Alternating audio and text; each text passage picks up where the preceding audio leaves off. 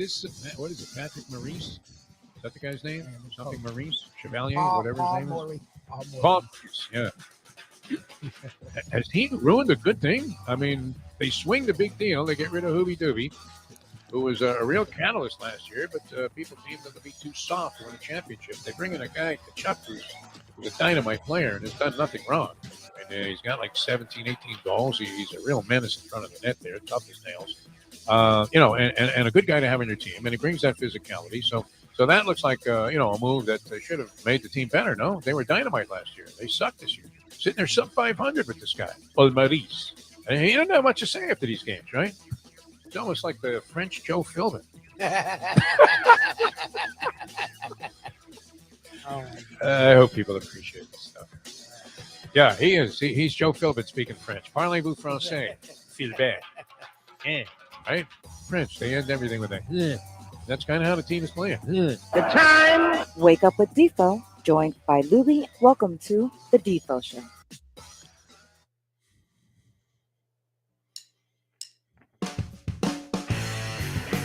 Who wasn't buying it?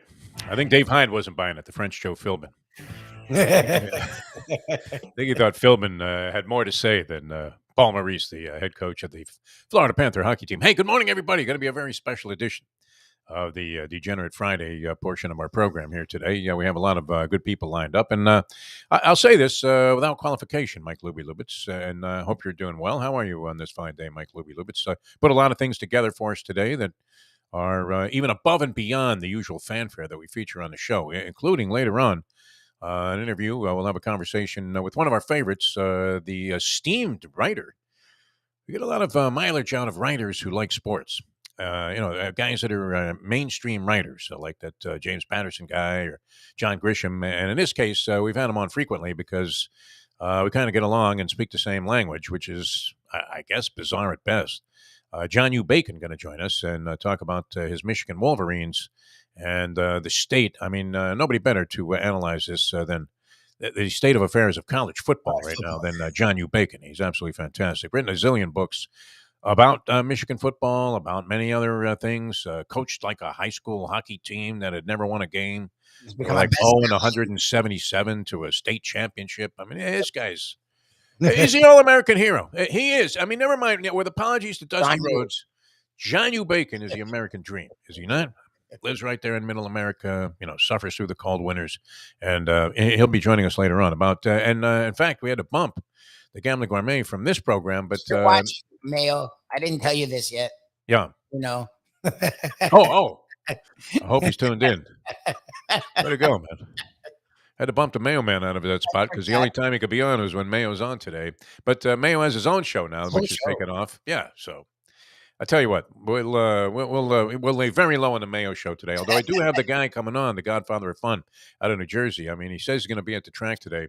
We'll be out at Gulfstream Park, and what better way to cap off a Degenerate Friday program than to pack your bags and schlep right down to Gulfstream Park, catch the early double down there, and we're there for the first race, of course, which is a little bit disruptive to the overall flow of the program. As you don't care, I mean, Lubie, you're ambivalent to this whole thing, but I have my back turned to the camera the entire time as I'm going, come on with that fucking five, Luca, come on, Luca, wake him up. I just remember you saying, I don't want to end up being like Hank. I don't want to, while on here, be looking at the races. And then and wondering if your horse came in, which has happened a few times there. I mean, it's amazing because the hour coincides with like the first couple of races at a few different tracks, Aqueduct and Gulfstream, and it's amazing how much action we've been involved in. Most of which has turned out to be very depressing. Although I've had winning days out there while we've been going out there. I think out of 5 times we've been out there, or I have probably had 4 winning days, one bad one, but it wasn't too much damage.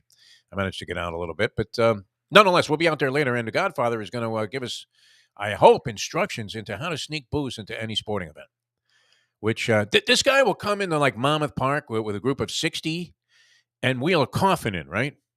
And it's kind of like an American Gangster, when Russell Crowe was having them open up the coffins of the soldiers, and finally some guy came out and said, no, that's just going to stop right now. And so he'll be wheeling a coffin in and saying that, he has a friend who wanted to be buried on the grounds there in a picnic area at Monmouth Park where he spent most of his Saturdays and Sundays, and they won't even bother to check it. And then, boom, he's got like a full-blown bar. He's actually selling drinks out there. He's got so much alcohol that he was able to import into the track there illegally. So we'll get into some of these methods. His latest trick was, I don't know how, this would seem to be pretty common, right? The blue ice type of thing, where you have the little sort of container looking that actually, freezes, you put it in the lunch bags. Yes. Everybody has that. Freezer thing. The booze are in the blue ice. Oh, he puts it in In the blue ice, yeah, because the thing is a dummy container. So, it's all in there, and you may as well just carry in a plastic flask. It's great. So he's going to join us later on. We'll have Mayo coming up 12 o'clock there from Gulfstream Park. Always a heck of a lot of fun. And after 9 o'clock today, right after 9 o'clock, in fact, at 9 o'clock, Ian Eagle is going to join us on this show for the first time, and we're going to kind of coincide that with our after hours podcast that we do on Believe Network. So Ian Eagle, always great. And I actually wrote down some things to, because I didn't want to forget him by the time we got to Ian Eagle after all of this, endless babbling. Well, it doesn't take anything to interview Ian Eagle. I mean, but we always want it to be at a certain level. When do you prepare for Ian? Well, I didn't want to forget, some of the main topics, like the Salugi play. And the fact that I don't want to give it away, but I mean, it is true that if you were looking at these head injuries to Tua Tagovailoa, it's very similar to when Killer Kowalski had a fistful of Bobby Valentine's hair and was whapping his head into the turnbuckle, and it was just kind of ricocheting off. And you're wondering, how is it that Valentine was able to put together any kind of coherent sentence, which, I mean, for a wrestler is not saying much. McMahon, I'm going to kill you and your family. Oh, it doesn't take much. It's not like these guys are reciting Shakespeare as they're getting up there. But he was still, relatively coherent after the match. Bobby Valentine, the great Bobby Valentine. But it was that ricochet head concussion thing that is happening to Tua, right? Hits the turf and boom, bounces up, bounces down, man. Like Joey Chitwood, the thrill driver, used to be in those commercials where they used to send this guy to work every day and he would just drive cars and crash them into walls. And this was before there were really good safety measures in automobiles. I would imagine that, he would have had a hell of a workman's comp case, would he not? Can we find him a cheesy lawyer here? Joey Chitwood. Look him up. I would imagine he's dead by now. Yeah, I don't think he's alive. Oh, no, he was making commercials in the 50s, for God's sake. All right, a lot to get to. The Greek's going to join us, the professor, of course, with his selections, and also John U. Bacon, Mark Lawrence, PlaybookSports.com, and then later on Ian Eagle. So a lot of good stuff. And at 12 o'clock today on South Florida Live, you will have the Mike Mayo Lunchbox with Mike Mayo, and a chance to win. That's a great contest we have going there, which I never thought it would work. I just never thought anybody would ever be able to. Mayo's explanation. Getting a restaurant isn't that hard, but because most people understand it. These are sort of either well-known or, I mean, Rock and Roll Ribs was probably the most obscure, and yet everybody knew that place. But, there are a lot of iconic restaurants, a lot of great restaurants here in South Florida that we could use for that. But then subsequently picking the winning horse in the race on Saturday, which nobody even knows what race it is, right? I mean, by the time we explain, well, it's a Fort Lauderdale handicap, I'm thinking, these people that are going out for caviar and pate foie gras, do they know who's fucking running in the fourth at Gulfstream Park? Well, that's right. The one thing I'll give him credit, he's like, just pick a number. Yeah. Well, I mean, that's kind of what you're doing, But, 23 people nailed both the restaurant, which last week, what was that? That wasn't Rock and Roll Ribs. That was, Runyons he had. Yes. As So the restaurant. Yeah. Coral Springs. Okay. We're spending a lot of time in Coral Springs on the contest. We never actually go there. Never, man. It'd make me happy if we did shows. Well, my foot doctor's out that direction. Always in South Miami. Or North Miami and Dania. All right, you want your burial? This is fantastic. I was talking to the professor about it a little bit, so we can talk to what's that? We can talk to our handicappers about your 16. Parlay. Oh, the 16 parlay. Well, the controversial game there. The one not controversial, but the suspect game where people seem to be diving all over the New York Giants over Minnesota. And I'm going to get to that in a second here because I have a thought about that game, and that would seem to be, I don't know if it's the most troubling. I mean, you have a situation here where I think there will be an investigation, after the Dolphins tanked information about Tua Tagovailoa, and it was deliberate. There's no question in my mind. I'm going to go Donald Trump on this. It was the press. All right, so they get the line down to 9, and even in some circles 8. I definitely saw 8 and a hook. 100%. I saw 8 and a hook. 8 and a hook. Yeah. All right. So Hank Goldberg was big on this, and he used to, get on the air and go, I think I'm going to middle this game. Okay. Where, you have actually action on both sides. So the only thing that you could lose possibly, I guess, would be the juice. I know you can't lose. You're going to lose a little bit of juice on one side or the other. If you don't accomplish your middle, and the way it works is, and I'm hoping I'm explaining it correctly, but okay. So let's say you have the Bills and you're only laying 8.5. All right, and now you take the Dolphins getting 13. So you're hoping you're going to win one side or the other, one way or the other. You can't lose. I mean, either the Bills are going to cover the 8.5, or the Dolphins are going to cover the 13. All right, one way or another. So the only thing you could lose, you're betting 110 to win 100. On each side. So you got 220 to win 200, basically, which it's going to negate itself. But where you win is if it comes up in the middle of the spread. In other words, the Bills win by 11. Okay. So now you cash on the Bills minus 8.5, and you cash on the Dolphins plus 13. So you're kind of just letting the juice ride for the chance to hit both. Oh, that's now, is that getting cute or what? But in this game, and a lot of times that spread is not that volatile like that. I mean, it's not that big of a divide, but this game did get down to 8.5, and then now it's as high as 13.5 in some circles. So, so you have 5 points to work with there, right, Lubie? I mean, so and is there a likelihood that the Bills somehow win this game? By 12 points? Yeah, of course. I mean, I don't know. I don't know that anybody gives the Dolphins a chance with Skylar Thompson as their quarterback, but the middle, I guess, would be the play there. We'll have to get into that with Mark Lawrence. He would really understand that. Yeah. But it makes sense, right? Because in reality, even though you're putting up 220, you're only risking $10 that you could lose if you don't get the middle. But if you get the middle, you win both. Yeah. So for a very small risk, I mean, you're risking $10 to possibly win 200, and that's not bad, right? You're essentially, are you getting 20 to 1 at that point? Yeah, not bad. Your actual risk is only $10. That's all you could possibly lose.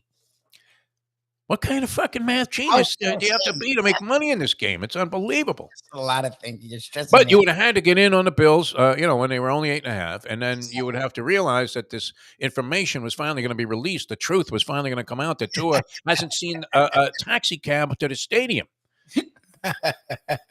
in 6 months. That's not even him playing. It's George Santos has been quarterbacking the team. And he now has the highest quarterback rating in the NFL this year.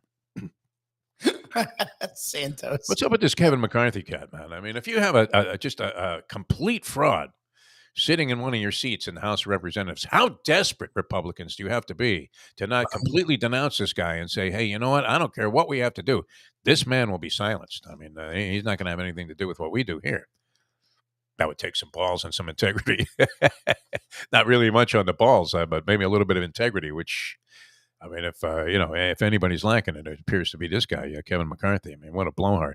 All right. But anyway, so that's one interesting aspect of what's happening. The middle that you could accomplish there with the Bills. And I would think if it happens where the Bills win by like 9, 10, 11, 12, investigation has to start right away into the entire Dolphins organization, from the equipment man on up to Stephen Ross.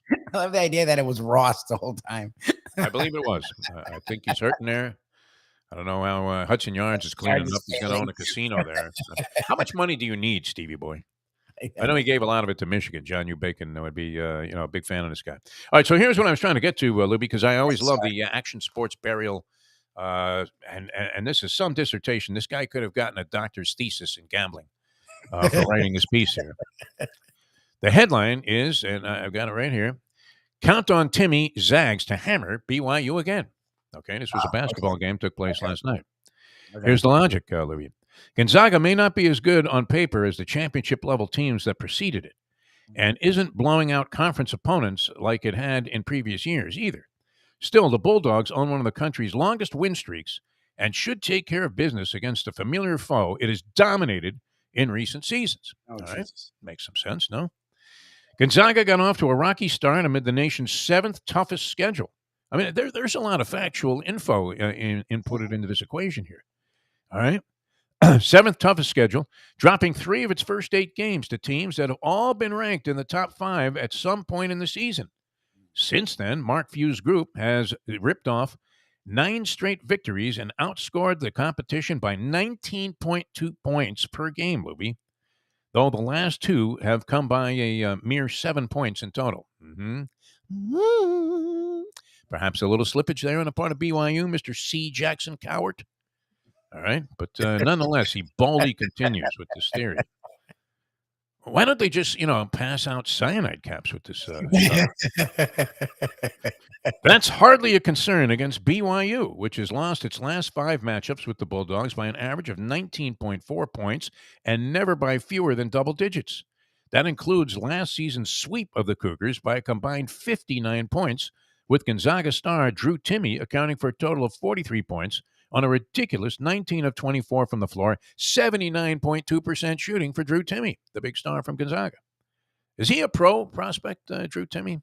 He would have been a late first round pick the last year. Yeah. He just keeps. You see him doing this in the pros, this guy? I don't know. I don't think he'll work in the pros. It's not like he's Zion in there. He just, I don't know. He looks like a guy you would have on your rec league team, doesn't he? He's an old school, undersized college big. Yeah, I don't know. I was thinking about that the other day. Does this? I guess he gets drafted. Somebody might give him a shot, right? He's a fire. I mean, he's sound and fundamental and solid European player, man. Just don't bring any weed into Russia, okay, Drew? We don't want to let go another, evil sorcerer back into the hands of Putin, to cover your drug habit. Gonzaga isn't quite the force it was years ago, but Timme is still playing like one of the absolute best players in the country, averaging 21.8 points per game on 61.5% shooting.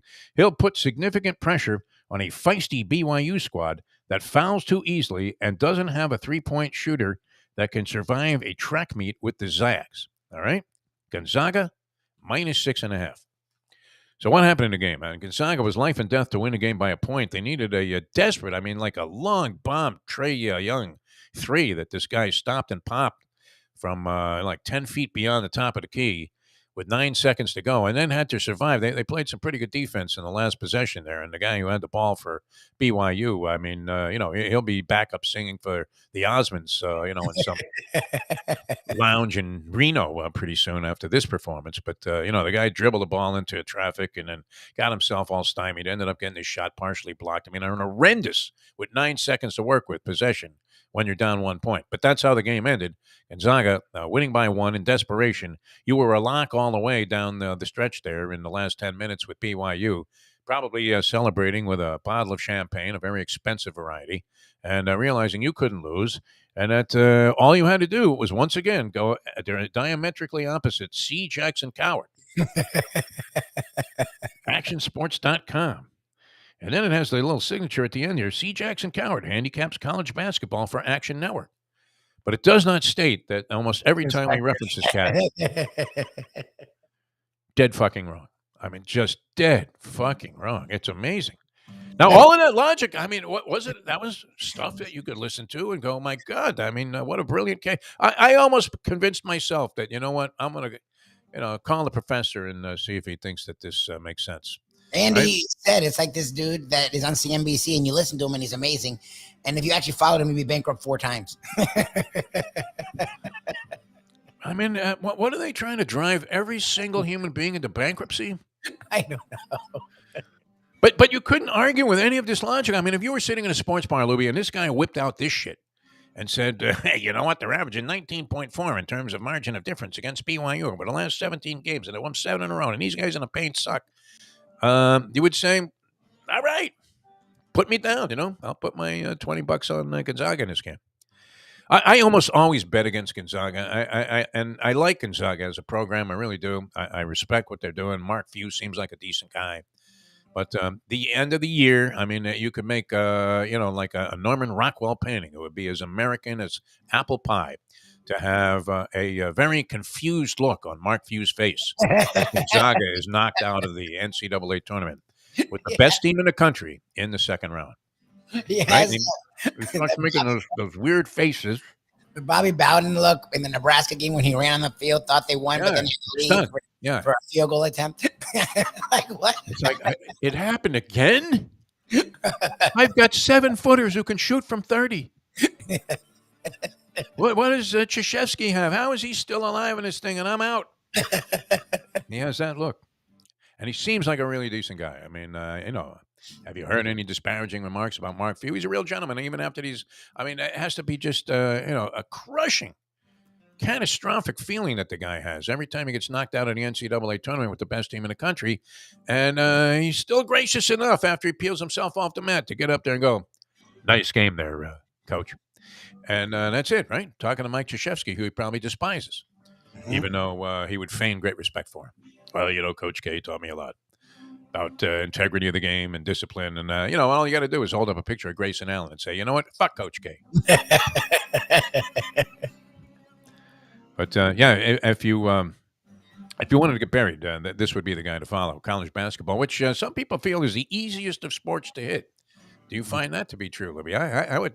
I'm not deeply entrenched enough in the game anymore to, even have educated opinions on most teams. I would say that's a fair statement. I do know that Boston College stinks this year, and that the Hurricanes, who in their most latest encounter, I did watch a lot of that game, and Canes 14-2, still to be respected under the great one himself, Jim Larrañaga. All right, so here's the agenda for the weekend, and at what point, and this is the game I think that's come under the most scrutiny in terms of impossible to pick. Almost every wise guy that we've talked to, every handicapper that we respect, and I wanted to say, after reading that C. Coward Jackson, the guys we put on the show are fantastic. They may not always win, but they're a lot more consistent than that. Yes. Where every day it's just brilliant, a logic that is refuted by a result that is directly opposed to everything that this guy said. It's like when my man Al Bernstein does the keys to the fight, and I don't know why. This is a production flaw. Jim Sarney should get into this, right? Why would you give the keys to the fight after the first round, Libby? Which is what they do. At the end of the first round, they go to the corners, and I've done this with Bernstein. I'm like, I never asked him this because I was thinking it would be insulting. But what if the guy got knocked out in the first round? Do you ever get to Al Bernstein's keys? Well, he's got to land a left hook. He's got to use his foot movement and agility, and he's got to stay off the ropes. Meanwhile, the guy, was leaning against the ropes after he got clocked with a right hand, and then boom, he's out of there in the first round, and you never get to the keys. Okay, no, don't super up the keys. Comes up by accident. That's bad. At what point, though, in this Giants Vikings game will we be saying "fucking Vikings"? Isn't that something that you think that every gambler at some point has been, just looking out there and, everybody, I think sports talk and sports media, if you want to get a guy that's been, I don't know if he's been treated unfairly, everybody, in the Republican Party always thought that Trump was being, unjustifiably attacked, right? Yeah, let me tell you. It was a witch hunt, But if anybody was subjected to a football witch hunt, it's Kirk Cousins, right? People hate Kirk Cousins for some reason. They doubt his ability always. Have throughout his career. He's got, I would think, a pretty, large upside winning record with the Minnesota Vikings, even though he played for Mike Zimmer, who was as old school as anybody. They may as well have dug up Newt Rockne and put him on the sidelines there. Let's run the ball. And, and a lot of people felt that Kirk Cousins would finally, have a chance, even though he's been in the league a long time, to actually show that he wasn't this choking dog quarterback that everybody perceives him to be. And I don't know that he really deserves that reputation, does he? He hasn't been bad. Is he great? I don't know. He never said, hey, listen, man, I'm Johnny Unitas. But people, for some reason, I guess because he made a lot of money with the franchise tag. Yes. Despise Kirk Cousins and expect him to fall on his face in this game. Now, the Vikings, if I'm not mistaken, were they not 13-4 this year, Lubie? 13-4 against a 9-7-1 Giants team. That wasn't, they didn't overwhelm anybody, did they, the Giants? I know they won that game they needed to against the Colts big, but the Colts were horrible at that point. Yes. Okay, they did play a very close game against the Vikings though during the regular season. That was one. Wasn't that the one on the 61-yard field goal by Joseph that the Giants lost? So they're right there with them. Um, but I don't know why I'm leaning towards going ahead and laying 3 points with the Vikings, and I'm one of those guys that knows that at some point in the second half of the game, I'm going to be saying, "Fucking Vikings." Yes, that's my problem. That's Everyone my becomes fear a of this Giant. game. Yeah, is that's going to hit me. It scares me. Andy's on the Giants, and a lot of people are on the Giants, and they've been Brandon tough. Lang was yesterday on our podcast. Mine was too. I don't know. The Vikings are more talented, like, and they're at home. Like that's got to matter. 3 points doesn't seem like a lot to overcome in terms of the point spread. If you believe the Vikings are indeed the better team, I don't know. What do you think, Lubie? I'm looking at different logic. I'm sure, I mean, when I look at these games, you know that Mark Lawrence is. I think Lawrence is going to pick the Jags and the Buccaneers. What do you think? As his two underdogs in the postseason. Here's this guy, and this is Blizo, Dave Blizo. Okay, decent, respected football writer in the New York Post.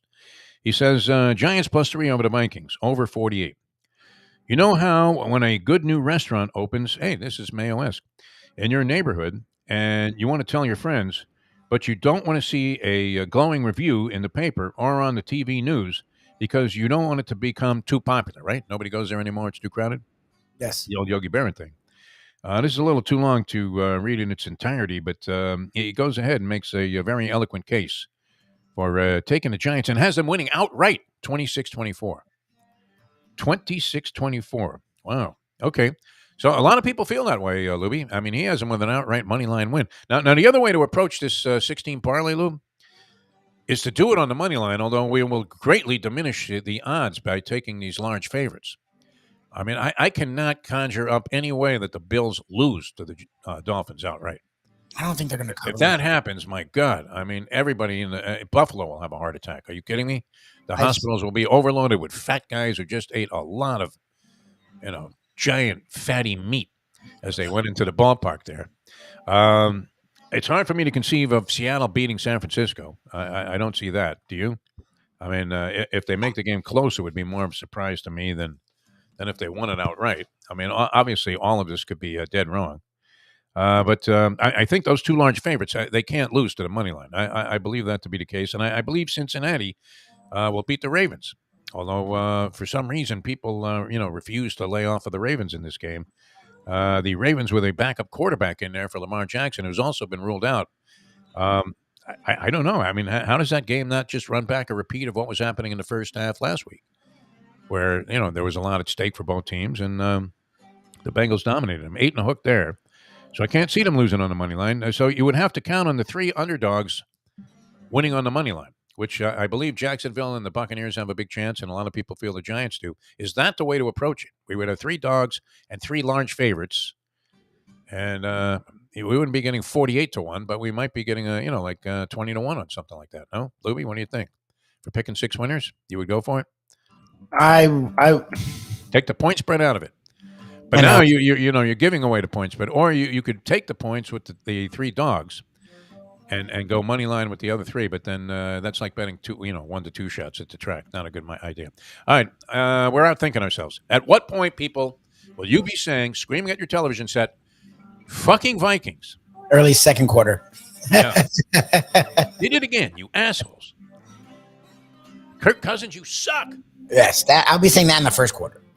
I think Cousins performs brilliantly, and the Giants go out with their head between their tail. And Lawrence Taylor denies that he was ever a Giant. The only guy that will want to attach his name to the Giants roster would be George Santos, who is now going to be telling people in Congress that he was the backup to Saquon Barkley,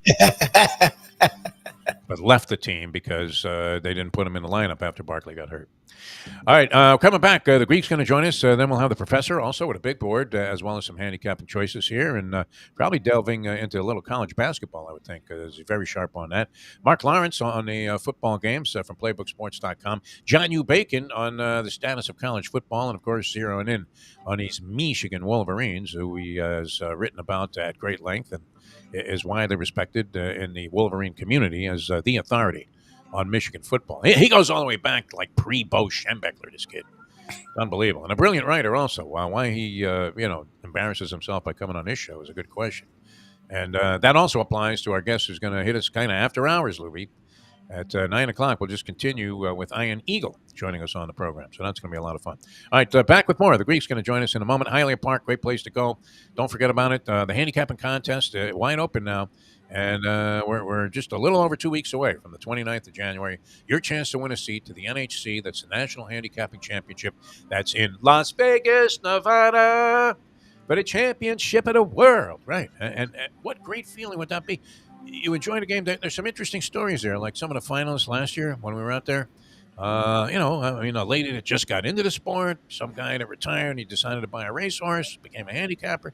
There were a lot of stories. It wasn't just like the guy that you picture that's, got a pencil in his ear and, a racing form in his back pocket and is poring over speed figures, all day and all night long and betting on his now phone app, betting harness racing from Balmoral in the middle of the night. It's not just a sick degenerate that goes out there and does well. So great stories. It's a Cinderella thing. If you win, it's like $750,000, $800,000 to the winner. The prize money at stake, of course, comes from the pool at Hialeah Park, depending on the number of entrants. But you might be able to make a big score with your own bankroll, which is 300 of the 500. The rest goes to the prize pool and also helps pay for your lunch and breakfast, which just a fantastic. I mean, the way they run these tournaments. Frankie, right? No detail is spared or overlooked. It's incredible. And they make sure all the machines are working right, and that there were no complaints. A lot of time, horse players, especially high-end horse players, are usually the most, to step forward and voice complaints. They're like high-end restaurant customers, right? Where, you know what? The caviar wasn't chilled quite enough. It was 59 degrees. I like it at, 58. Go fuck yourself. You don't hear any complaints at Hialeah Park because they know what the hell they're doing, man. It's great. So you'll have it January 29th. Sign up online at HialeahPark.com. You can get the entry form and $500 to enter. $300 is your bankroll. $200 goes to the prize fund and whatever costs are involved in the whole thing, which are minor. And they want all the money going back to the players. And it's just a great event. And you win there, and you win transportation for two and accommodations for two, plus one seat in the National Handicapping Championship. And so you and whomever can go off and just have a good time. That's a good thing, even if you're like two married guys, for two guys to go off on, right? Because I don't know, I don't want to say this because I don't want to sound sexist, but can a woman just kind of saddle your fun when you're going to be spending 24 hours a day pretty much betting races? I mean, unless she's in on it, then yeah, right. She's not going to be happy. Which is 99% of women. Are not in on that. Like Shirley's not doing that. I'll tell you that right now. The saying goes, I'm going to disappear. But there comes a time, no matter what she's doing, yes, where it's like, you coming back to the hotel anytime soon? Because in Atlantic City, you got to venture off to another location there. Fairgrounds in, New Orleans. I mean, that's not a favorable, when you say, I think I'm going to take like an Uber out to the fairgrounds. Can you order me one? Right? And she's like, what? And the worst is you pay like $30 to get there and $30 back, and then you lose your ass. And you really feel like a fool. I don't like paying big money for transportation. Is that a Jewish thing, Lubie? What do you think? Hey, I watched the Taxi back in the day. That's why I like it. Because I watched that meter, man, like a hawk. I hate that. I'm like, why did it move? We haven't moved in 10 minutes. Yeah. All right. You might be able to communicate with Mike Mayo that that last segment is a blow off today for John Eubank. I told him. I've talked to him. Okay. He can come on if he wants. I mean, we're just gonna have John Yoo. Yeah. No. I wonder if he even knows him. He might. Right. I'm assuming Mayo is much more well read than we are. Luke. Oh yeah. He just eats like a slop. The rest of him is that is so inconsistent with everything that the guy represents himself as. Yeah. The rest of him is very. It's probably the most entertaining factor about him. Because, and he objects, to the insinuation that, he's a bit of a strange cat, no? Oh, well, then he's the guy's drinking spaghetti sauce out of a jar. I mean, to close out a show. That was. Yes, yesterday. Strange cat, man. I'm sorry. I mean, maybe it's effective, from a show business standpoint. It might work, It's fine. Look, the Stooges, they did a lot of that stuff. Hey, Hialeah Park, the handicapping contest. Mayo should enter that. He's good at that kind of stuff. He's a good handicapper, Mike Mayo, on horses, right? And he has a couple of theories that, come in even though they have no foundation in logic, which is good. Shows he has a little bit of luck. Probably would do well in that thing. And he would love it, man. He would love that NHC tournament. Wow. There are a lot of serious people there looking over their forms. Me, I'm in there, screaming at the top of my lungs, 6'5" to the hoop. To the hoop. And these other sophisticated handicappers are looking around. Although you see some of the weirdest motions of guys cheering on horses at this NHC thing because they're in front of like a giant, I mean, like the size of the MGM Grand screen that's covering a wall there and screaming for horses at the end of this thing to try and qualify for the finals. All right, we'll come back with more. The Greek going to join us, the professor, Mark Lawrence, John U. Bacon, Ian Eagle, all coming up here on the show as we'll go a little past 9 o'clock today with Ian. Probably a lot past 9 o'clock because we always impose on his time. And we'll be back with more in a moment. Now that. The time. It's 7:36. Folks, Tony Segreto here. Let me ask you a question. What do you look for when you go out to eat? Good food, obviously, friendly atmosphere, not too loud, but good energy, reasonable prices, and a place where you feel comfortable. All those ingredients, no pun meant there, are hard to find unless you're talking about the Texas Roadhouse. You see, they encompass all of those attributes. Really, really good food, amazing atmosphere, good for a family, good for a date, or just a night out for yourself, and prices that will make you extremely happy. Their ribs unmatched, steaks hand cut every day. Everything, and I mean everything, is made on site, including their incredible bread. It's the one day, folks, that you can forget about low-carb diets. Trust me when I tell you, Texas Roadhouse, your restaurant, your destination when you say, where should we go and eat tonight? From the newly renovated sports bar to the beautiful bayside views captured at the Tiki Bar, Jimmy Johnson's Big Chill has it all. Located at mile marker 104, the Big Chill also offers waterfront dining while experiencing breathtaking sunset views of the Florida Keys. It's simply the hottest spot in the Keys to cool off. That's Jimmy Johnson's Big Chill at mile marker 104 in Key Largo. For more information, call today at 305-453-9066. Great. Now, are you a fan of Hall & Oates by any chance? Yeah, they're on my father's label for years. RCI. Oh, man, there see? you go. You made He's an millions. No inside- wonder you can afford to bet 25 dimes on a Super Bowl. My God. You love these guys, no? My dad never, ever helped me in any of my gambling situations, and I am offended. I didn't say And also, that. and all the Greeks are offended who died on the beach for Troy of Helen. I expect an apology They're all and a pissed, huh? written tweet. What do I look like? Tony Robbins here? Go out and empower yourselves. That's what it's all about here. This guy's eating Twinkies in the back room while he hates women. Unbelievable. The world is just full of fraud. We are back with Defo and the boys. Welcome back to the Defo Show. All right, welcome back to the show. Getting underway here with our Degenerate Friday. At what point do we say fucking Vikings during a game? That is, I think, the important question of the weekend. Jeff DeForest, Mike Lubitz, we welcome to the show one of our favorites here. And, he'd be a good guy to comment on this because I'm sure he's experienced some of this anyway, although he's much more handsome than we are and had more gelt. So it's likely. Greek, how are you, first of all, before we bring you into this conversation? How are you, my friend? I'm very good. Very good on a Friday, baby. Driving, doing what I got to do, getting ready to do a couple shows, little traffic. It's supposed to be cold this weekend. I'm not happy about that. But all good. All right, good. I mean, we have people on our chat line here, and we were talking about how, it's very deceptive, I believe. And I think this man is under an illusion also, although I don't want to question his integrity. One of our listeners and viewers, Anthony, who says, my girl loves the ponies, thank God. And he does, put the tag on there that he's laughing his ass off. Because my suggestion was, while women that you, first start seeing, Greek, are usually enamored with the fact that you're a gambler. They like the fact that you have kind of a wild side. And, the ponies have a certain amount of romance to it. I guess, seeing a guy, sending it in a casino situation on blackjack, there's a certain James Bond type of attraction for women to that. Yeah, but they grow tired of it as soon as they realize, A, the amount of money that you're losing, and B, that you're so sick and addicted that they could be laying naked, tied to the bed in a hotel room, and you would still be downstairs trying to get the $400 back that you lost in the afternoon. They tire of it quickly. Have you found that to be true? Of course. When I went through my divorce, I talked to 6 of my ex-girlfriends who I lived with, and they all said the same thing. If we were naked or Derek Jeter was up with 2 outs and a guy on second, it was Derek Jeter with a guy on second. I mean, especially if you had money on the game. Yeah. Like, that's Of what course. he's saying. That's what he's saying. You needed Jeter for one more ribby, and you needed the Yankees desperately. Otherwise, you were going to be. gonna let you down, obviously, but you know what? You'll go back to betting before you go back to a girl. So. Yeah, well, I found a couple of times, especially in Vegas situations, that they would just clear out on their own. You're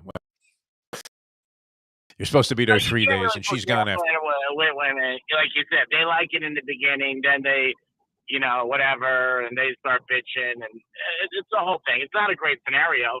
Gambling also has a very negative, persona to it with people who gamble a lot. Like, Right. They're not responsible, they don't pay your bills, it's just like the track. Like the track has a very much a lot of times like a degenerate tie to it when it should be more of a a sport and a good afternoon. Yes. Yeah. Well, and people, in the business, marketing people have been trying for years to raise the level of sophistication.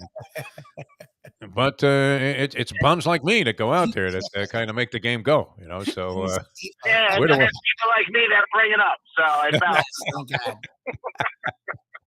But I always found that, in the beginning when you were dating somebody or seeing somebody, you would take them to the racetrack and they were fascinated by it, and then they liked the fact that everybody knew you. That's always a good thing for a guy in the beginning of a relationship where it seems like you're somebody. With me everywhere I go, oh, everybody, everybody. Right. whatever. Like the Klitschko's are saying hello to you when you're passing them in the foyer of the MGM Grand, even though they're fighting that night. And that's impressive to a woman. But she quickly tires of all of that when she realizes that you're a self-indulgent jerk and that you're going to gamble your brains out no matter what the circumstances. All right, Greek, you must be feeling... Wait. I got a great story for you, love. So this guy comes up to me at a Christmas party. This is like 2 weeks of New Year's, right between, and Boca at some real big house or whatever. And the guy smacked. Barely can stand, right? So he sits next to me and he starts talking to me and he's, hey, all that. Shit, crushing Jameson. So he goes to me, you're a pretty sharp kid there. I'm looking at him. I said, I might be older than this guy, but I don't know. So he says to me, what's the craziest thing you ever done? I said, that's a good question for you. Yeah. He goes, did you ever jump out of a plane, swim with sharks? Gave me all this stuff. I said, nah, I never did any of that. This guy is totally, gone. I go, I bet 25,000 once on a preseason football game. He goes, wow. What? An hour later, I see him. He's on a folding chair. He looks more banged up. I walk by and it's pitch black. I go, this guy, look at this guy. He goes, man, I can't believe you bet 25,000 on a preseason. That'll stick with you, yeah. That's funny. No, that's insane. Your defense, in the divorce could have easily been criminal insanity. Yeah. Yeah. Oh, they won. Okay. See, I don't have that kind of luck. If I put 25 grand on a preseason game, I would have had to have been extremely, beside myself. And, B, I would have lost. It would have been over at halftime. Would have been like the Georgia game. I don't know. Which side were you on that? Were you on Georgia? Greek? Oh, come on. That was a game. That was like Georgia against Boca High. Are you kidding? TCU? They didn't belong there.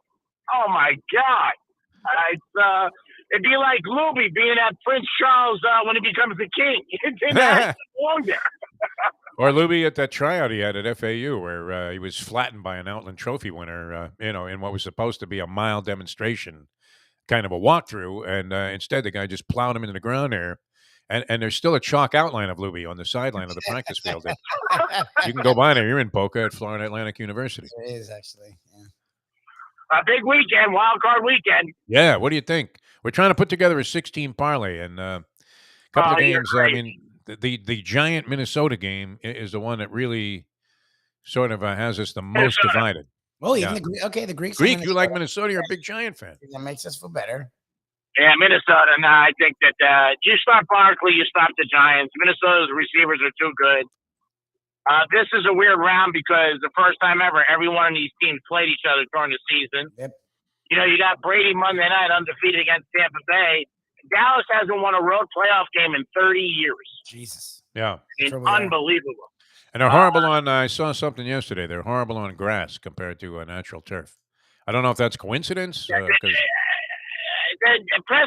he's just been inconsistent. Again, he can turn it around, but he's been inconsistent. Yeah. He's throwing picks. He really is. Like what we say, like he's passing out bar mitzvah invitations lately. Yeah. I mean, he's been bad.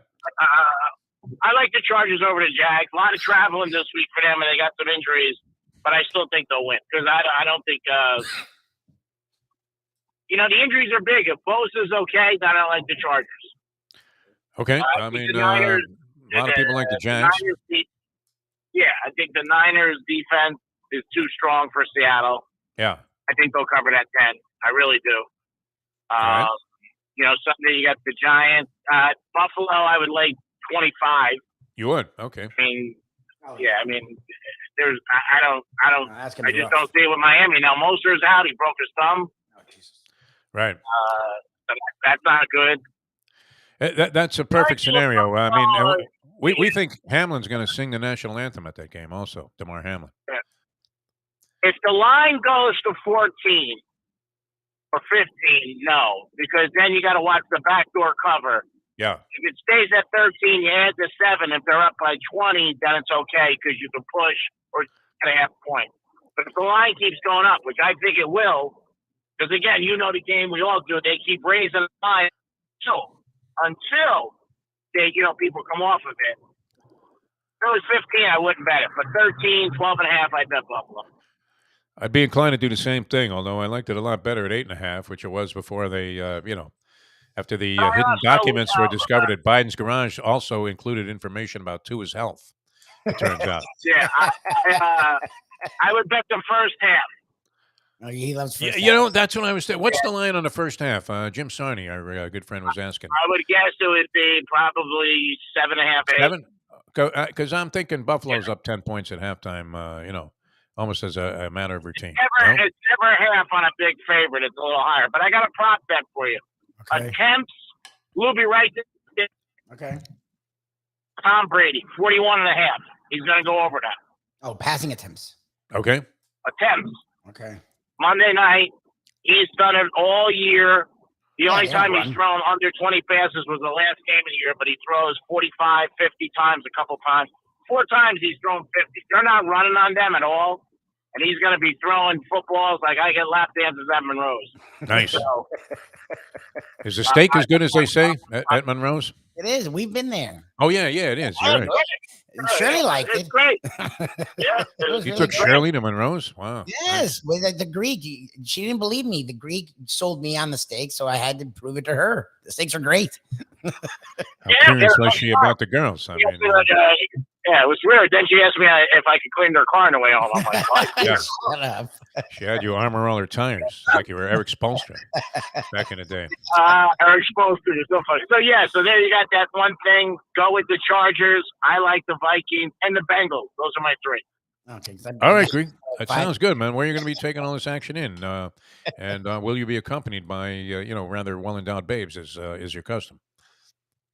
I have a dinner engagement tonight with a young lady. Nice. Tomorrow night I'll be at Monroe's. It's their 10-year anniversary, and I'm the ambassador. Oh, beautiful. Oh, of course you are. Are you the master of ceremonies, man? Do you get up there and, do some speaking? Yeah, I do a little Tony Robbins, talk about good. motivation, believe in yourself. Girls? Marry rich, Yeah. as marrying poor, stuff like that. Married. All right. Yeah, forget those guys with the dollar bills, ladies. Yeah, Marry the guy that owns this place. Yeah. You want one of my father's greatest lines. You want to hang out with people who drop dollars, not change. There you go.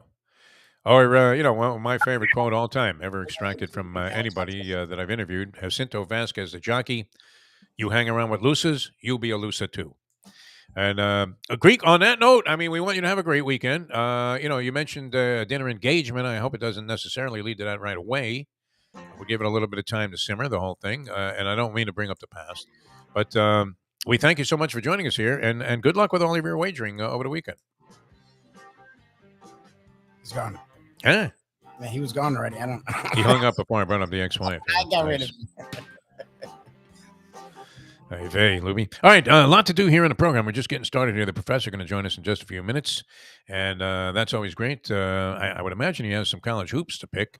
There's a giant slate of college hoop games, and I don't know. I'm curious to see if he feels that that's easier to pick than college football, which is a powerhouse forte of the professors all during the course of the season, as you guys have obviously evidence here on the program. And then a big board coming up. We keep wondering, how's he going to top last week's?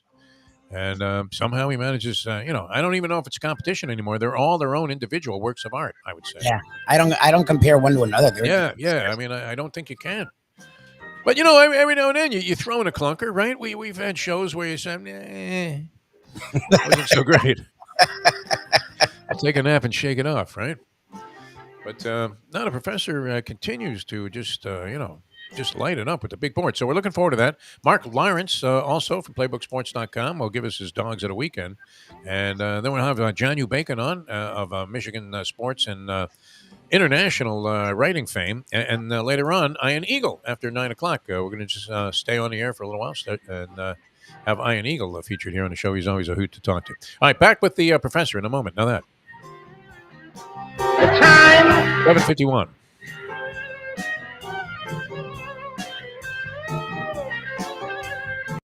Ponies in Style at Champions, the outstanding simulcasting room at beautiful Hialeah Park. Yes, the grand old lady of thoroughbred racing has never been more vibrant, and you can wager on the races from the top tracks around the country while enjoying a cocktail at the Brass Rail Bar or any of the fine food served throughout the facility. If poker is your game, you're covered in style, and you can play all your favorite Vegas-style games, including blackjack, craps, and roulette, in Hialeah Park's sizzling hot casino.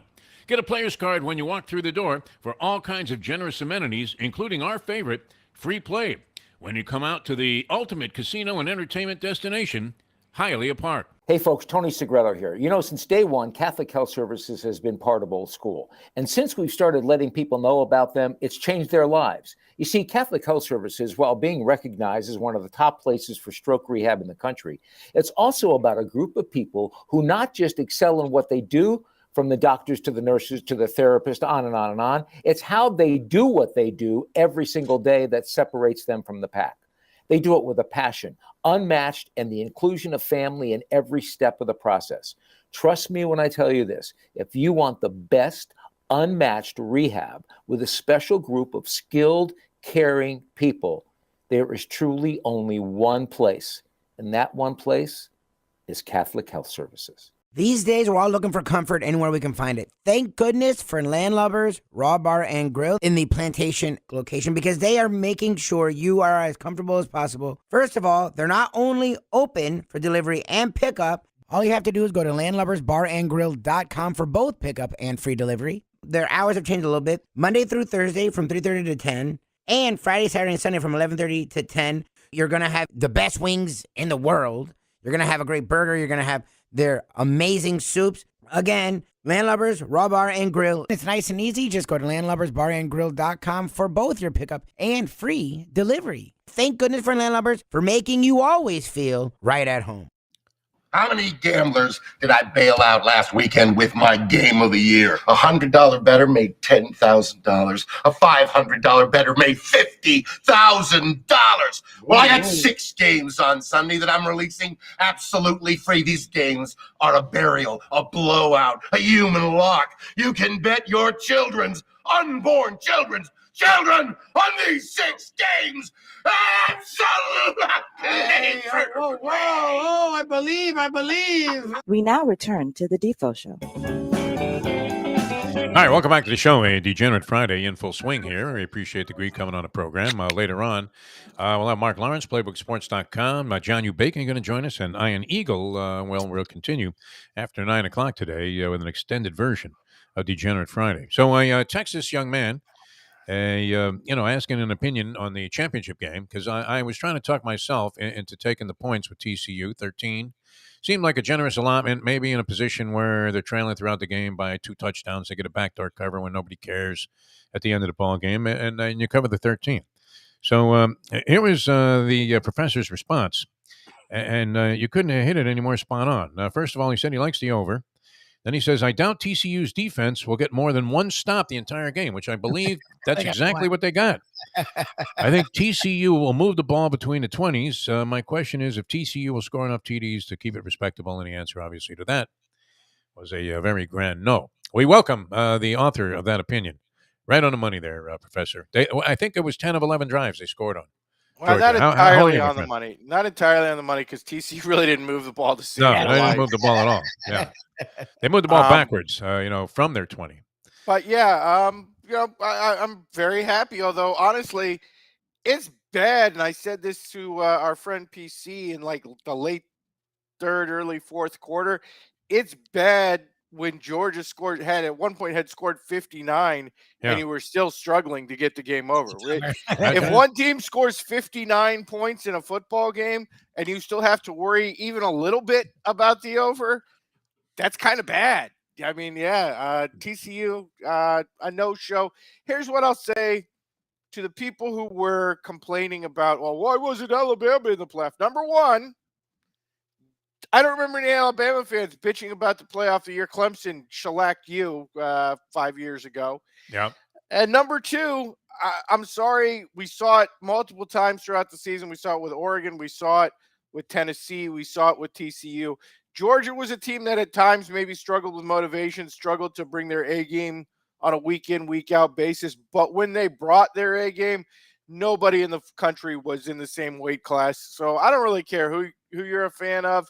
If Georgia had brought that game against anybody on Monday night, it was going to be ugly. It might not have been 65-7 ugly. Maybe it would have been 42-10 ugly or 56-20 ugly, but it was going to be ugly regardless of who they played Monday night. Yeah, I mean, I didn't mind seeing TCU there. I mean, I'm not as big a college football fan as you are. Although I that was a good story. They beat some good teams. They knocked off Michigan, who a lot of people thought were going to pound them in the semifinal game, and the two of us included. Yeah, I mean, I was expecting, obviously a better showing. You're not expecting a team to just get completely shellacked like that. And even though it started out that way, I naturally texted Lubie after the first snap that it was over. It's over. Of course you did. They Yeah. hadn't scored yet. And it looked like it was. It looked like it was already. One play into the game, I said, oh, my God. This is a mismatch of monumental proportions. But then they got to 10-7, and you thought, well, and maybe they can hang in there, but the rest of the game was an abortion. So that was that.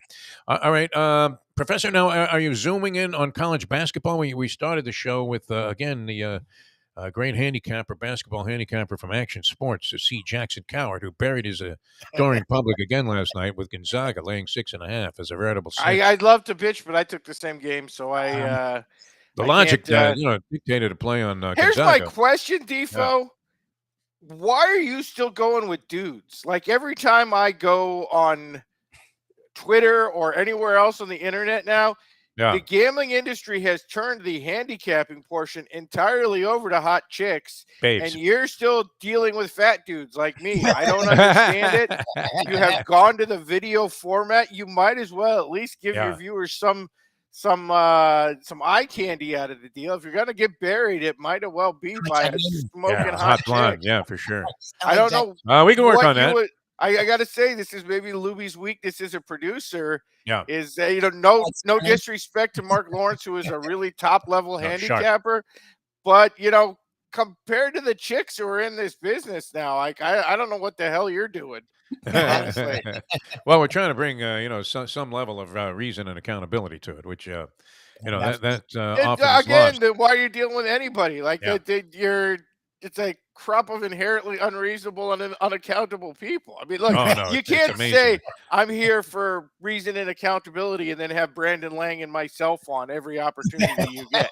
Or we may as well have had like Bankman Fried handicapping games here. There you go. Yeah, that would be perfect.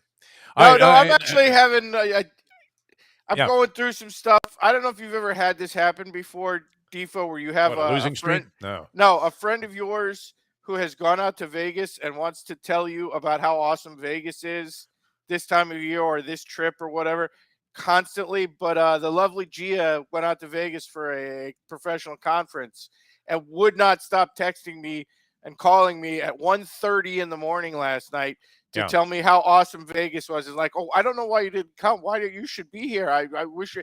It's like, what the hell are you doing? You call me at 1:30 at night to tell me you went to like these 3 awesome restaurants and bars and went to the tables and couldn't draw a bad card. Like, you don't tell other people that. Yeah. Like, that just sucks. That's like you're trying to get back to sleep with a dog. Call in me your up face, at just smash me in the balls. What are you doing with that?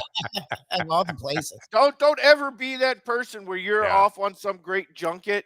Yeah. Call other people up and tell them what a great time it is. No, Just only keep your talk to them when mouth you get shut. back. Jesus, Yeah, When what you are you get doing? back, fine, yeah, not No, when- you don't even tell them when you get back, especially if it's somewhere you know someone wants to go. You're like, it's okay. Yeah, I had a good time.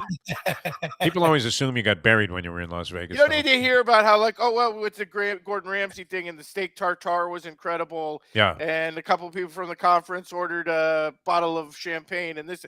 What are you doing? Don't do that stuff. Especially now that Vegas is not just awesome for action and nightlife and everything else, that they now have like the best restaurant scene in the world. Yeah. Really makes Although, you if telling you tried, people about this just a smash in the mouth. if you tried at the Foundry to get away with what Ramsey does at his casino restaurants, Not the especially biggest fan. with the thimble full of lobster bisque at about $32. You know what? I know people don't like the guy and he can be kind of a jerk off, but I will tell you, I consistently love his food. I think he's one of the best restaurant's chefs good, in the no world. question. Yeah. Okay. I've had a couple of weird experiences, there. Although, we're allowed to differ. I know, you and Mayo, you like to hit up the Skyline Chili and then go to Guy Fieri's. that's all Mayo. I don't. That's all Mayo. Yeah. Mayo has a disgusting side I don't to him share that is those unparalleled. opinions. Yeah. I am definitely a pro Gordon Ramsay guy. I don't necessarily like his attitude, but I assume that's mostly. No, I would say the food in his I don't restaurants is assume good. he actually treats his people like that. No. But anytime you go and you find one of his recipes on the internet or you go to one of his places, I think he is consistently one of the best chefs in the world. So I got nothing negative to say about it. No, I also we always ask, naturally, everybody does, I would guess. I don't know if the people are on orders, but it seems genuine to say positive things. But they all say the guy's a sweetheart. Okay, That he comes in there and treats them like champs. Yeah. I mean, the image of him frying baked potato, right out of the fryer, or whatever, at a guy like he was Bud Harrelson dishing off on a double play and hitting the guy in the face. I actually know one it's restaurant not owner true. down here who would definitely not say that they had a bad experience with an appearance on his show, but Oh, yeah? not going to name names. But apparently, within the context of the show, oh yeah, if you see him being a jerk off on the camera, there is a pretty decent chance he was a jerk off to. Oh, that could be that too. Restaurant. And again, maybe he's just in that show mode, where, that show is supposed to be tough love. It's Yeah, when you're look, we deal with it, all the time within our own community. Handicap. yeah, You meet some guy at the horse track who only wants to bet 100-to-1 shots and never cashes a ticket. Sometimes you do feel like smacking him in the head and say, maybe a 10-to-1 this time. Maybe just take a horse that. But I mean, to be a chef, actively dying. So. Sometimes to be tough a chef, love is you have to be necessary. G.I. Jane. I mean, that's the tough part about that whole that show. Although I like it, I enjoy it because I've been in kitchens where there was a lot of what would you say acrimony. Yes. Where the French chef was firing like a fillet of sandabs at the face of some Mexican cook, who would just try to serve them half baked. And sent them out to their most important customer. And, here they come back under probably the ugliest words you could ever hear in the kitchen: more fire, right? What chef hold that on, doesn't 'cause just, that brings us- bristle at that? That brings us to something, Defo. Yeah. And I want to rewind the tape a little bit because my appearance last week, I think, got a little misunderstood because I had 3 different people who watched the show last week and said, Ken, I didn't realize you were such a liberal. I didn't realize you were such a Democrat and you hated Republicans so much. I want to clear up a couple of things. Number one, I am not a liberal and I am not a Democrat. I am a registered independent. To be a Democrat or a Republican, you have to be pro stuff. I'm not pro anything. I'm not pro guns. I'm not pro abortions.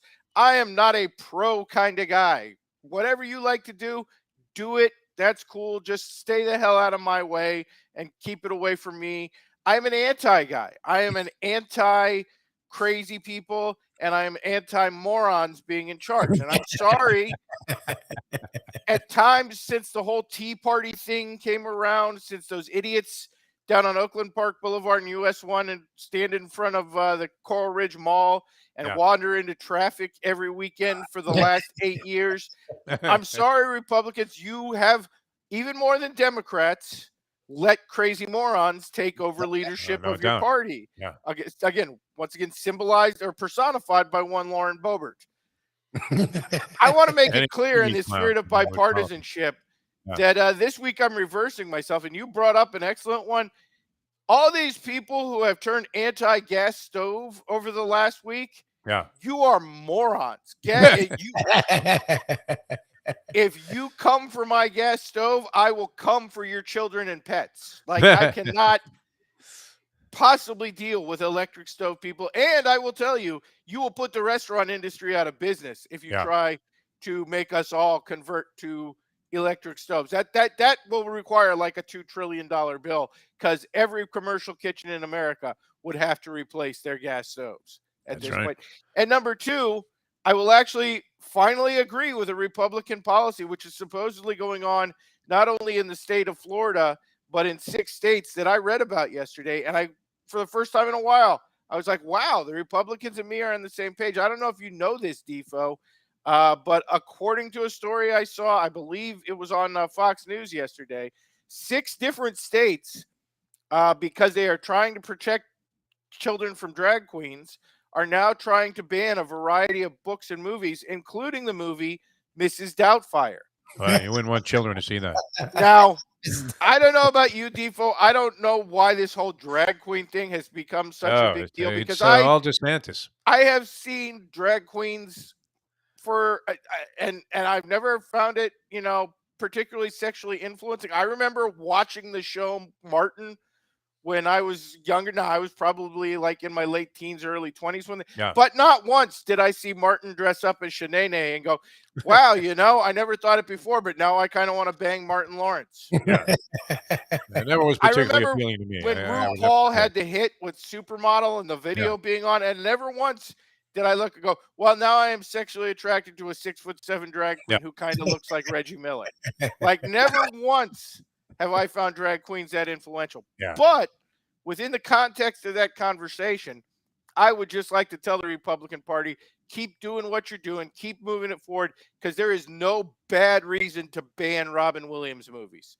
Any reason to erase Robin Williams from human memory is a perfectly valid and good mission, and you should keep doing that. Do everything you do to get rid of Robin Williams, and really to protect children. I agree with it. And not Mrs. Doubtfire. I don't care if your kids see Mrs. Doubtfire. But if you can stop future teachers from seeing Dead Poets Society, you will save children's lives. Do you know how many lives have been ruined by people who saw Dead Poets Society? It's like, oh, I want to be a teacher like that. No, I suppose. Don't try to inspire me, jerk-off teacher who saw Dead Poets Society. Stop trying to make me think poetry is going to save my life. That movie should be banned to protect American children. I would imagine you're not a big fan of Good Will Hunting, but we need to move forward, as they say. And the big board, because we have a lot to accommodate here time-wise, including John U. Bacon later on talking to us about his Michigan Wolverines and what happened in that collapse there against TCU.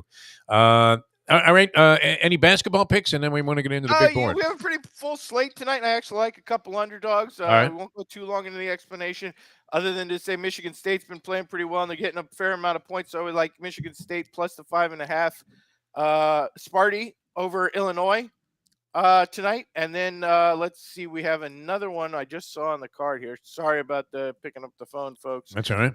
And that is VCU in a very similar spot against Dayton. Neither team playing really well. I think Dayton's laying too many points in this spot. Michigan, identical records. VCU getting 7.5. So 2 dogs, Michigan State and VCU tonight. And I enjoy that the Friday night cards are kind of coming back starting this week. All right. The professor 2-1 last week on football and 1-0. On a college basketball slate, so a nice 3-1, tidy profit there.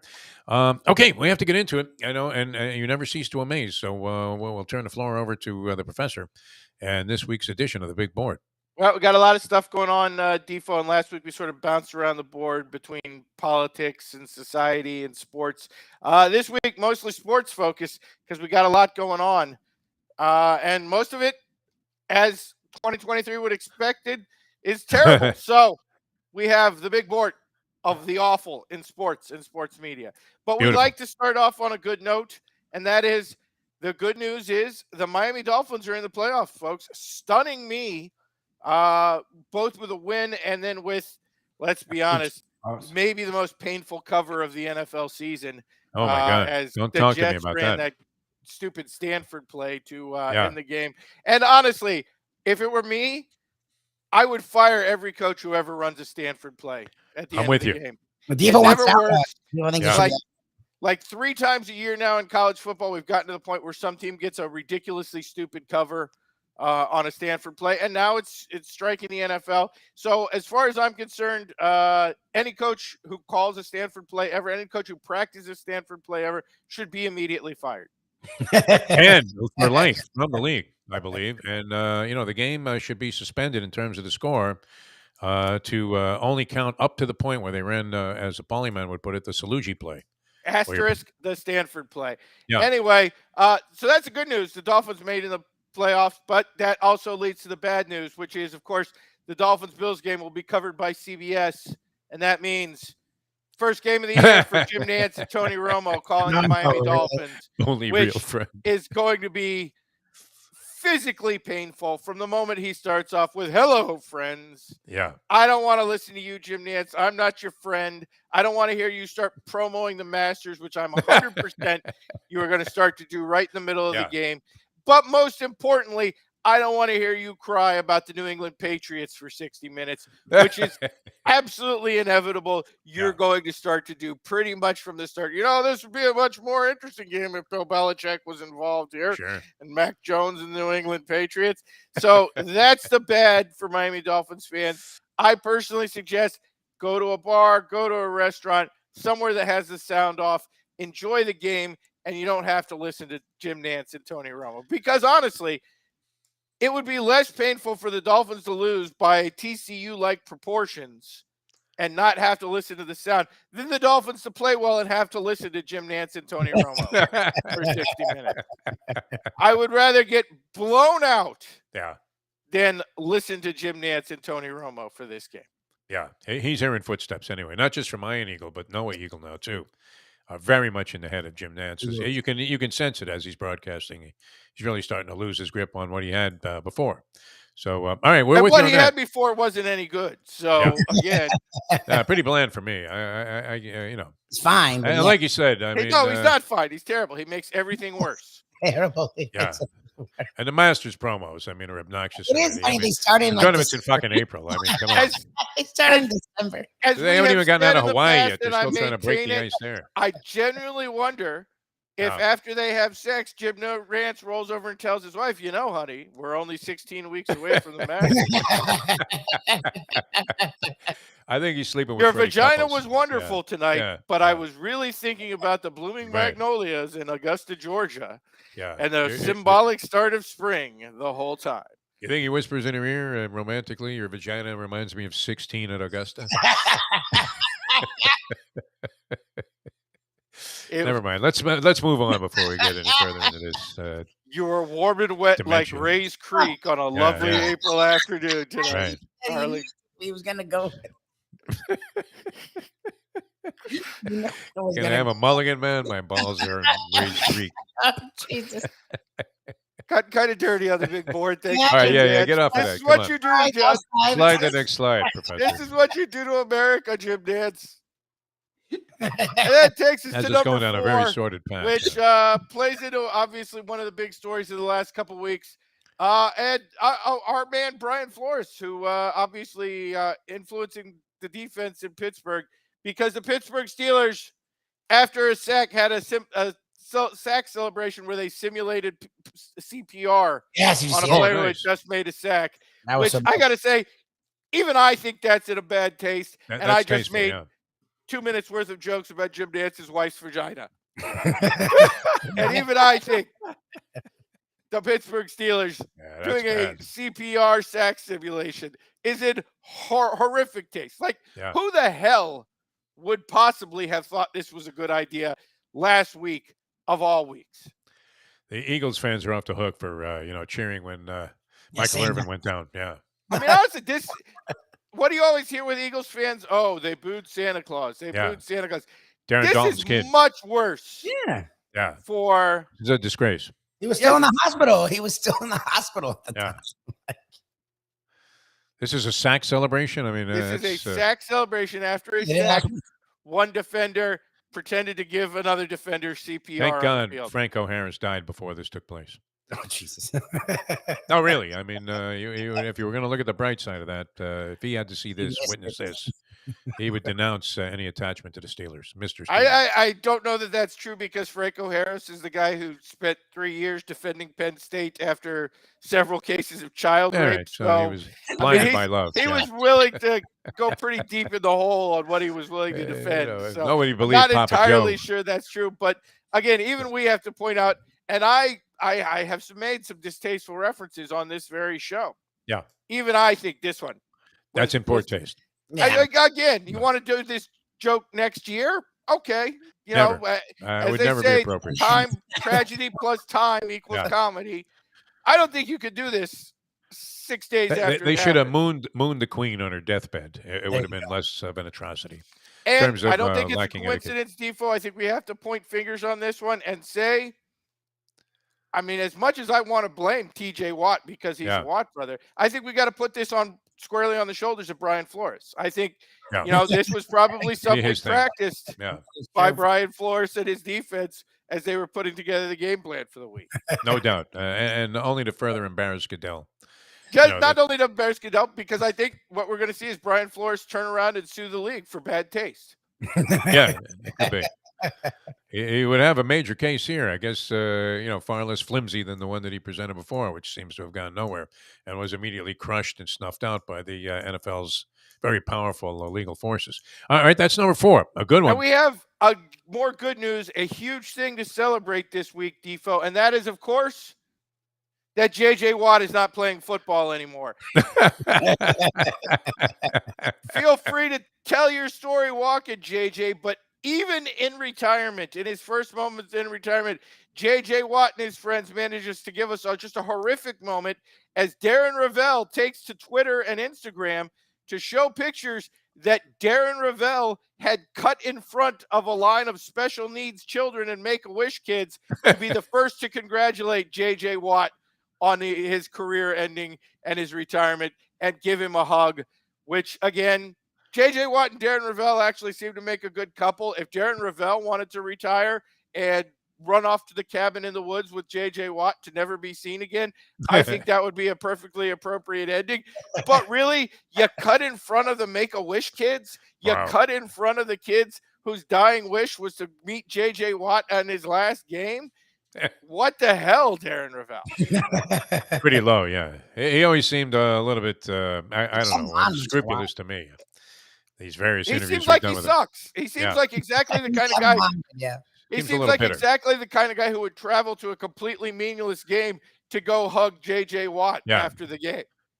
Exactly. Like, honestly, I don't care what. J.J. Watt's last game could be in the Super Bowl, and I still wouldn't take a free ticket to meet J.J. Watt.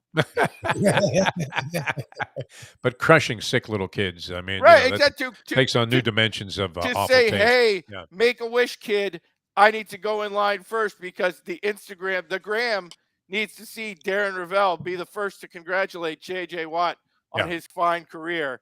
That seems like a little much to me. That seems a little excessive. Yeah. I mean, it reminds me of, these NBA players that don't show up for games. The Greek was out last night against the Miami Heat.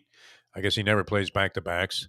But, and it reminds us of the time when we tracked this where, there's some poor little kid in Palm Beach was taking off like life support so he could go to the game and see his, favorite player, LeBron, coming to town with the Cleveland Cavaliers after he had left. And, the dad, and he's up all of the trouble that it takes, to get down there from Palm Beach. And then they get there and LeBron's not playing. And it's like, well, what are you talking about? He's not playing. Crushing little kids. I mean, it's despicable. One of the worst things that can happen in sport. It would be much worse if you went through all of that, and instead of getting to meet LeBron, Brian Windhorst cut in line. Windhorst is in front of you. Or Rachel Nichols goes to fawn all over LeBron, is drooling on LeBron's sneakers. Yeah, exactly. Again, your kid is got some horrible disease. You're taking him to meet J.J. Watt, and Darren Ravel cuts line in front of you. All right, that's a good one, man. You can't get worse than that. Again, the good news, though, is it's the last time we'll have to see J.J. Watt. So, It's not all bad right news off there. on the big white horse into the sunset. All right, that's number 3. Awful things happening in sports and sports announcing. And that takes us to number 2 this week, which is Oregon coach Dan Lanning got a new tattoo and for some reason showed it off to the press. I don't know how clearly you can see this on the right here, but this is a tattoo of Dan Lanning's wife covered in tattoos that are meaningful to Dan Lanning. He's got an Alabama logo on her Imagine face. Alabama. When did he coach? Because they beat Alabama, and there's a score Oh. next to it. There's a score from the Okay. national title game next to it. He has a giant Oregon Ducks tattoo on her neck, and he has a script tattoo that, along with the state of Texas on her chest. Here's my thing. Go look up pictures of Dan Lanning's wife. She doesn't have any tattoos. Yeah. The fact that you got this picture of, and by the way, she almost looked like she has a Glasgow smile cut into her cheeks. The fact Looks like that from a horror film, that picture. you got a tattoo of your wife and you made her look like Jared Leto playing the Joker. Yeah, exactly. As far as I'm concerned, 100% reason for her to divorce you, for her to take all your Oregon Ducks money and run off into the sunset. I'm not huge on necessarily the tattoo thing to begin with, but if you get this particular tattoo, which tells your wife, honey, I would much prefer if you got covered in tattoos like some sort of juggalo, then I don't know. When she leaves your sorry ass, I can't blame her in the least. It doesn't even look like that. That's serious ugliness. Yeah. I mean, what inspired him to do that? What, was he drunk? I mean, was this like, you would see in the movies where the guy gets a face tattoo, all of a sudden because you ran into Again, Mike I Tyson? feel like Dan Lanning wasn't necessarily drunk or high, although certainly both of those are possible on the board. I think Dan Lanning saw that terrible movie where Jared Leto was playing the Joker and was like, I find that really attractive. I wish my wife looked more like that. Wow. I'm going to go get a tattoo to let her know if you got made up like a carny, I would be really into it. Gets back to the whole drag queen mystery. I mean, why that's so disturbing to people. All right, that's legit there. No doubt. That's number 2. So what tops the list of awful things in sports and sports casting? You should probably know this, Defo, and it's related to the Super Bowl because if, like yourself, you were inclined to take a trip to Massachusetts, if, like yourself, maybe you wanted some breakfast at that point and you stopped in, you might have found this week. That's right. Ben Affleck was working at a Dunkin' Donuts this week in order to film a commercial for Dunkin' Donuts. Wow. And people pulled up to the drive-thru and found Ben Affleck and Jennifer Lopez going through the drive-thru at a Dunkin' Donuts. You were served coffee by Ben Affleck, which, number one, makes me think every piece of food in there was just god-awful, if not just flat-out poison, because that's the level of incompetence we're dealing with Ben Affleck, the kind of guy who would accidentally pour arsenic into your coffee. And number 2, I am now calling for a nationwide boycott of all Dunkin' Donuts. If you would just support this company, you are supporting Ben Affleck, and that is not something I can tolerate. And number 3, just in case this company feels the need to film further commercials, I'm telling you factually, Lubie was in my car last night. He might have even noticed it. I now keep a old vitamin bottle water that is filled with kerosene and laundry detergent so that if I happen to pull into a Dunkin' Donuts and Ben Affleck is behind the window, I now have a homemade Molotov cocktail to throw into that window. Because just to let any Dunkin' Donuts customers know, if you mix kerosene and laundry detergent, it becomes homemade napalm. All you got to do is set that on fire and throw it through the window of Ben Affleck-led Dunkin' Donuts, and Ben Affleck is going to burn up. So, I'm just saying. You're like that woman that was tracking Belushi in Blues Brothers. There is a resolution as long as you are adequately prepared. Oh, God. Flamethrower through the window of a Dunkin' Donuts. Well, get pulled over by the cops if you're carrying a flamethrower. However, if you happen to be carrying a homemade Molotov cocktail, I'm pretty sure the NRA will support you in that because you do have the right to self-defense. Well, Gene Atkins, the former Dolphins defensive back, also lobbed one into his former business partner's warehouse. Yeah, and he got away with it for a while. Anyway, the spirit of the team. Yeah, that was great. All right, awesome as usual, Professor. We wonder every week what you're going to come up with, and you've done it again. So spectacular performance today on the show. Good luck with your Starbucks, college picks. people. No more Dunkin' Donuts ever. This is what Dunkin' Donuts is trying to do to America. Yeah. Well, I mean, in Goodwill Hunting, they were a big factor there. If you ever were going to take advantage of product placement, they had the Dunkin' Donuts coffee. Although, who would order a small, except for Affleck, I guess. Always, bother me because I'm extra large all the way. I feel that's the only way you get your money's worth. But all right, excellent stuff, and good luck with your wagers. And we'll talk to you again next week, my friend. Have a good one, boys. Thanks, Very Cameron. good, man. Professor, very much on his game today. Everything from drag queens to Jim Nance and his wife's vagina, which I think Nance is fighting unattached. Because was he not involved in a very messy financial divorce? Joe Buck, I think he got married again to someone who's pretty young. To the side piece, he married. Or just someone. I think he's married now. I mean, I'll look it up. I think he got a really bad divorce, and then I think he got married again, actually. Who was it that said on the show, and they were absolutely right, that Joe Buck and Troy Aikman have done absolutely nothing to change the presentation of Monday Night Football on ESPN. If anything, it's not as comical as it used to be because at least the other guys were like clowns. Yeah. I mean, Segreto, of all people, said it's no different. And Segreto not usually one to criticize. Segreto never one to criticize, right? And he usually, likes the top guys at the network. But wow, just an embarrassing, disparaging. Yes, he's married to someone who is, I think, vastly younger than him. Good for him. You know what? Everybody. He got married after while he was going through the divorce. He met her, got married, and I think it's been over 10 years now. I don't know. I mean, most people seem to speak very highly of the character of Jim Nance. Is that true, Lubie, or is he really a whack job? I mean, people love. He seems very buttoned down and polished, and he seems sort of genuine. Does he not? Like he's fine. I believe he talks to everybody like he talks at the Masters. I really do. Okay. Well, that's really remarkable about your son. The fact that he lays two there.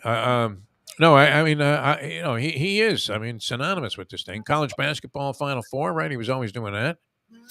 I don't know. He didn't get in the way of Billy Packer, man. Packer, I thought, was a pretty good color analyst for a long period of time. No, respected.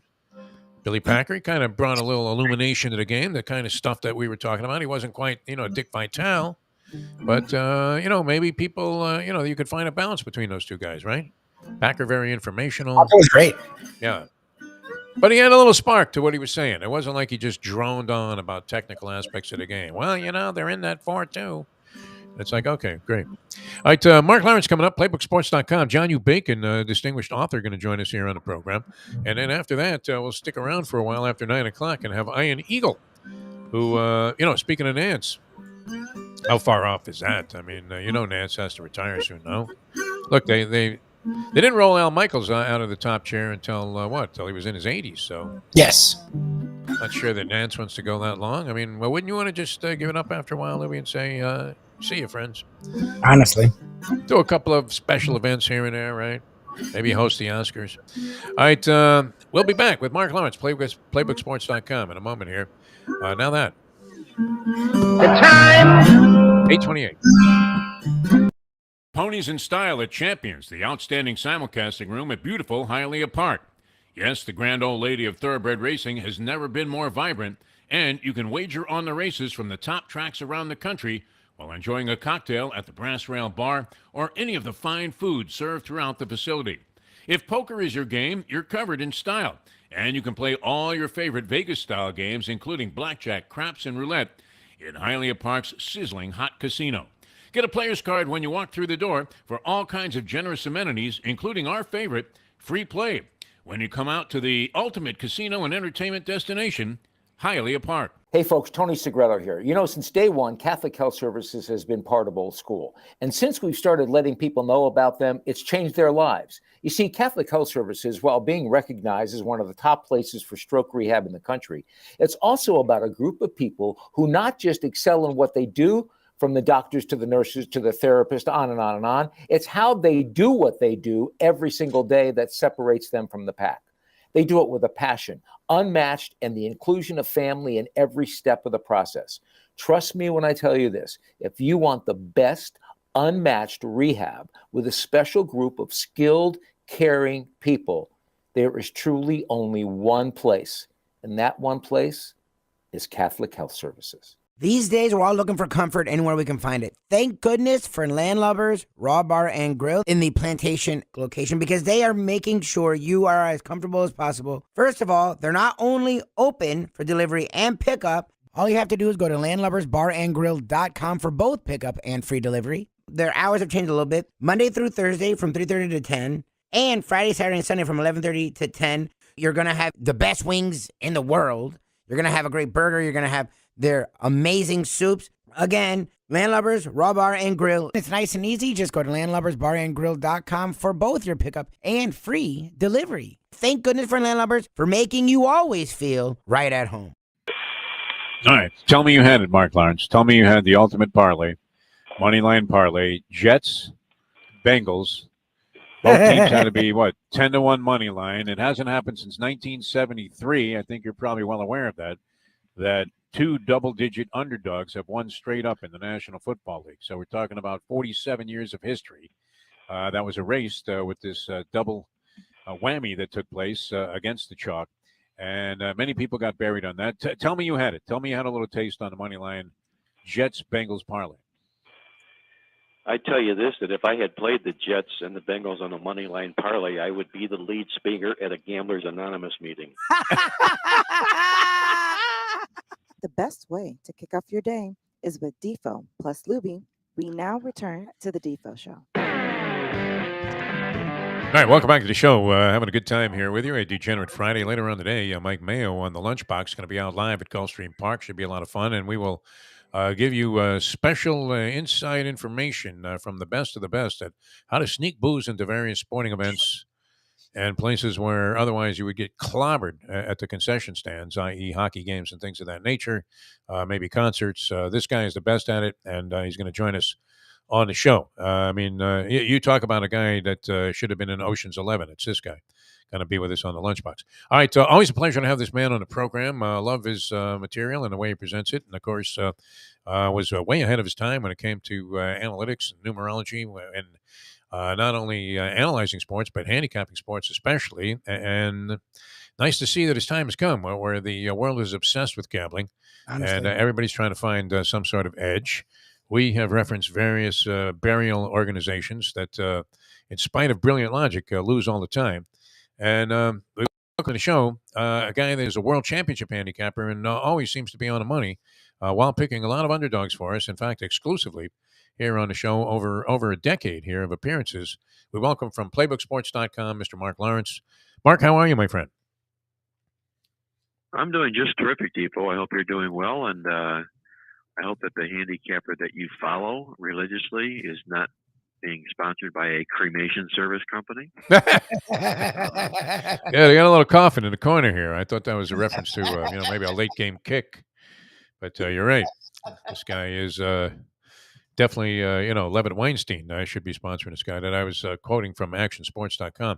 Well, anybody could be wrong. I mean, you could have the most brilliant logic. We know this from doing this for a long time. But do you agree with us that somebody should go to jail? There should be some kind of investigation into, and we wanted you to kind of give the explanation of this, because this was a big play of the late, great Hank Goldberg, was the idea of middling a game. So, my grasp of the concept is the line, because there was weak information insinuating that Tua Tagovailoa might play for the Dolphins. The line dropped to like 8.5 in favor of the Bills, lowest I'd seen it, and now it's up to like 13. So if you had gotten the Bills at 8.5 and then taken the Dolphins at 13, are you not in essence putting very little money at risk to make a decent score, like getting more than 10 or 20 to 1 on your money, if the game hits in the middle? Well, if you're talking middles that wide, yes. I mean, that's a big spread. Yeah. Yes, it's a huge spread. It's a very favorable position, but sometimes people get caught up in trying to middle games with smaller spread margins. Maybe perhaps a 6 and a 7, or a 3 and a 4, things like that, and you end up juicing yourself out. One of the best handicappers that I know, not best even the handicapper, the best professional players that I've ever known, was a gentleman from Florida. His name was Southern Comfort, and he was amongst the best. Him and Billy Walters would get together every day, go over the card, And I had the pleasure of having lunch once with Billy Walters and him together. I asked them that question about middling games, and their answer was that you have to be very careful because if you end up trying to middle a game and you take a good number on a game and you come back and try and middle it with a bad number, all you're doing is giving away your good position. Yeah. Okay. So it depends upon what school of thought you have. You know, if you're out there looking for value in the best number, stay with your number. If it's a gap as wide as you just mentioned, you know, that's I think we're stepping out on a gap that wide with the Tua situation. Yeah, and I think they should launch an investigation. I believe Stephen Ross is behind this because all of a sudden there was this rumor kind of floating, permeating the football news world that there's a good chance this guy might play. Meanwhile, his last interview was conducted in Hebrew. I mean, and he's had his head banged around pretty significantly. We've all seen, and people unfortunately are starting to label Tua, and it may have some element of truth to it as being kind of fragile. That it's not like he has the head of Marvin Hagler, which Hagler had a head of granite, right? I mean, take all of that punishment from Tommy Hearns in the first round, and then just look back at him and smile. Then later on, it was apparent he wasn't going to play, and the line skyrocketed. Mark Lawrence. I mean, you don't find that a little bizarre, especially with the marriage of gambling and all of these pro sports entities. Yeah, well, there should never have been a lead on the situation coming out that it looks like he's going to play or he may play, because in this market that we live in today, all that's going to do is stir the market up, which it did. They have to be a little bit more professional about what it is they do. I don't know if there'll be an investigation per se. Maybe the National Football League, if it became too apparent, they want to put some duct tape over some people's mouths in that organization, but. The truth of the matter is there are some wide gaps out there, and there are some people sitting with a nice position right now because of it. All right, I was trying to anticipate what games you'd give us this week here on the show. This is Mark Lawrence, PlaybookSports.com, outstanding World Championship handicapper. His service is really, really dynamite. I mean, you get all of the insight that you could possibly want into virtually every angle of betting and wagering on sports, which people are being, more and more massively encouraged to do with every passing day. I had you taking the Jags getting points, and I had you taking the Buccaneers getting points. I guess, the other game that it has a small spread would be the Giants game, which a lot of people like the Giants. So we'll let you take the stage here, Mark Lawrence, and give us a couple of pro picks for the Super Wildcard Weekend. Well, I got to give you gold stars, Defo, on your homework. You did a real nice job anticipating just that.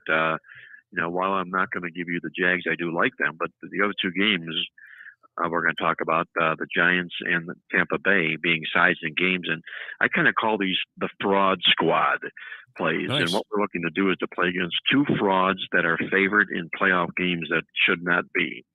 The first, it involves the New York Giants. They're taking 3 points from a Minnesota football team that obviously had some troubles this football season. They went up against 5 other fellow playoff teams this year, did Minnesota, and they were wiped out. They were slaughtered in the stats in those games. They lost all 5 of them by an average of 133 yards a game.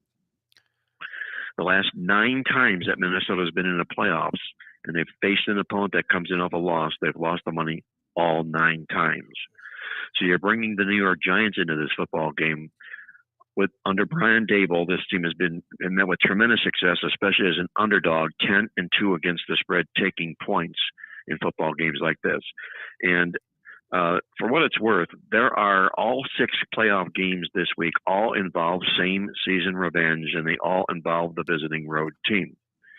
The same season revenge that that the Giants have here occurred just 3 weeks ago in Minnesota when they lost the game on the last play of the game on a 61-yard field goal, in which the Giants slaughtered Minnesota in the stats. They beat them over 130 yards in the stats, doing just that again. I think the wrong team may be favored in this football game, Defo. I have to play the points with the New York Giants.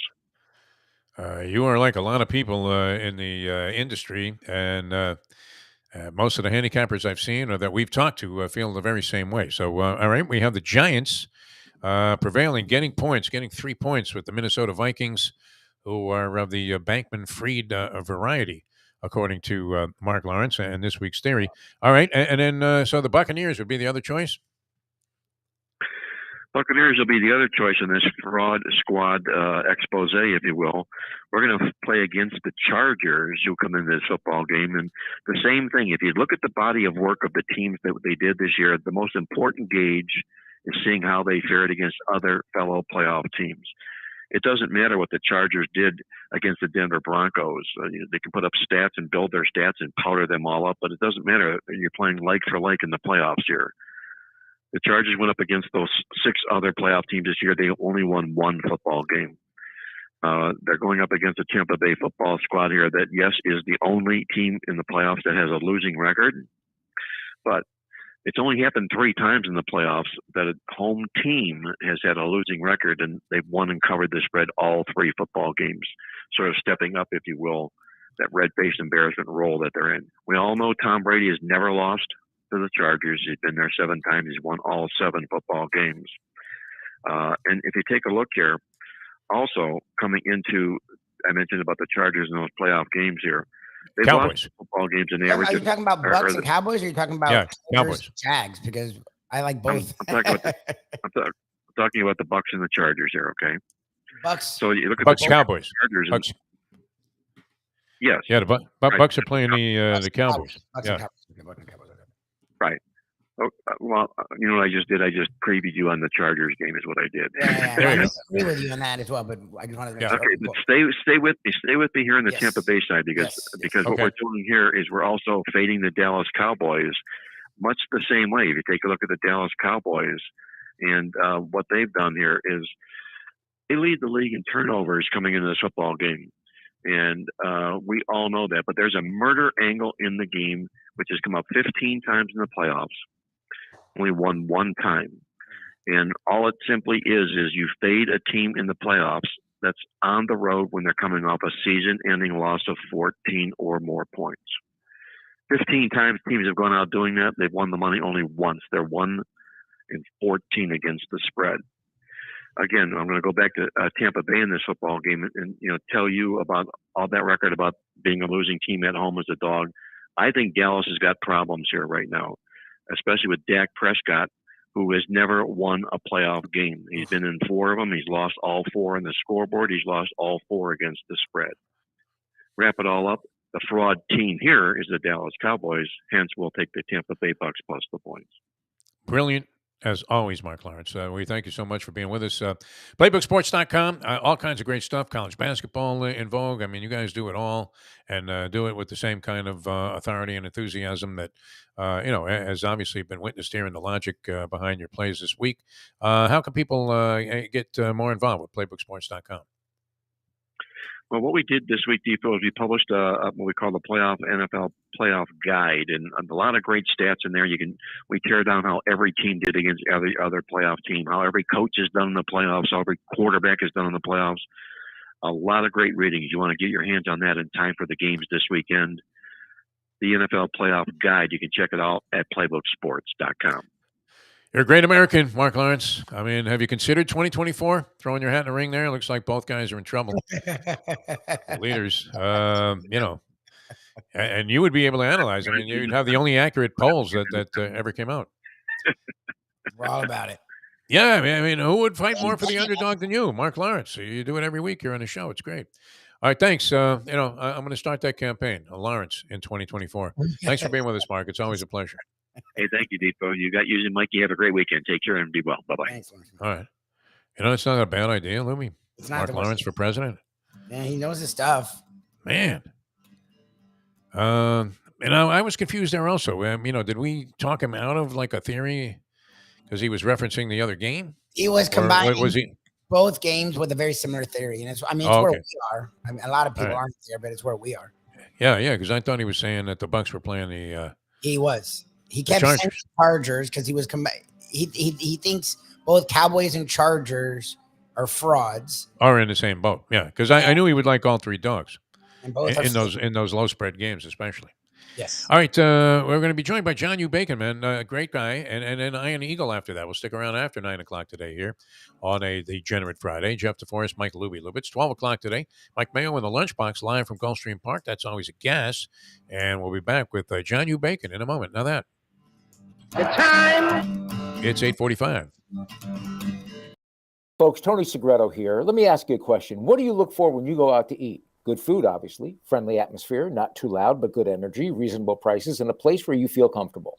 All those ingredients, no pun meant there, are hard to find unless you're talking about the Texas Roadhouse. You see, they encompass all of those attributes. Really, really good food, amazing atmosphere, good for a family, good for a date, or just a night out for yourself, and prices that will make you extremely happy. Their ribs unmatched, steaks hand-cut every day. Everything, and I mean everything, is made on site, including their incredible bread. It's the one day, folks, that you can forget about low-carb diets. Trust me when I tell you, Texas Roadhouse, your restaurant, your destination when you say, where should we go and eat tonight? From the newly renovated sports bar to the beautiful bayside views captured at the Tiki Bar, Jimmy Johnson's Big Chill has it all. Located at mile marker 104, the Big Chill also offers waterfront dining while experiencing breathtaking sunset views of the Florida Keys. It's simply the hottest spot in the Keys to cool off. That's Jimmy Johnson's Big Chill at mile marker 104 in Key Largo. For more information, call today at 305-453-9066. John U. Bacon with us here on 940 Wins, 1230 The Zone, and the iHeartRadio app around the country. Now, you're still teaching journalism, Northwestern, Michigan. Where would this show, in your opinion, fit in? Would you have any inclination whatsoever to ever mention any of the things that we do here on this program as part of the journalism learning process? Well, first of all, I love the question. Second of all, we actually, despite your efforts, have done a pretty good job hitting some pretty serious issues. This doesn't feel like it. You guys do a good job of coating the vegetables in chocolate. So I think your listeners don't realize. That actually should be on our headstone. They code the You like vegetables in broccoli? Yes, that's what my mother always used to say. So we don't yes, make it I could to also have a segment on one-on-one. the state of sports journalism today. Well, look, this is where it's gotten to. People, listen to this. This is where it's gotten to. People, listen to this. The best way to kick off your day is with Defo plus Lubie. We now return to the Defo Show. Welcome back to the show. Great to be with you. A Degenerate Friday underway here on the Defo Show. Jeff DeForest, Mike Lubie Lubitz, and we welcome to the program one of our all-time favorite guests that we've had over the years. And Lubie brought this gentleman on. He was promoting a new book, and since then, I think he's written like 17 more. The guy is prolific and absolutely dynamite. As we often have said, he has written more books, authored more books than we have cumulatively read between the two of us. Lifetime. We welcome John U. Bacon to the program. John, how are you, my friend? Defo and Lubie, I'm doing shockingly well. Good to hear from you guys as well. Good morning, sir. Are khakis still selling in Ann Arbor? For now. Okay. In fact, there might be a run on the stores. We'll see. What's the story there? I mean, I don't know. Does Harbaugh's agent just drop this as a matter of routine at the end of every season that, the several pro teams want my guy? And what is the point? I mean, and that had to be a particularly stunning defeat. He even faced some criticism for clock management and maybe losing a little control in that game against TCU. But they can stop, as we witnessed in the Georgia game. I mean, they couldn't stop Lubie's grandmother.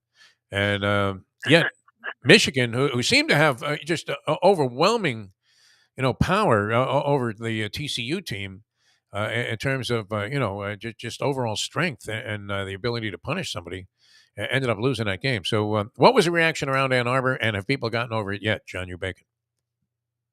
Well, I suppose one good thing about the perennial contract conversations about Harbaugh is that it got him over the TCU loss. So yeah, quickly. Honestly.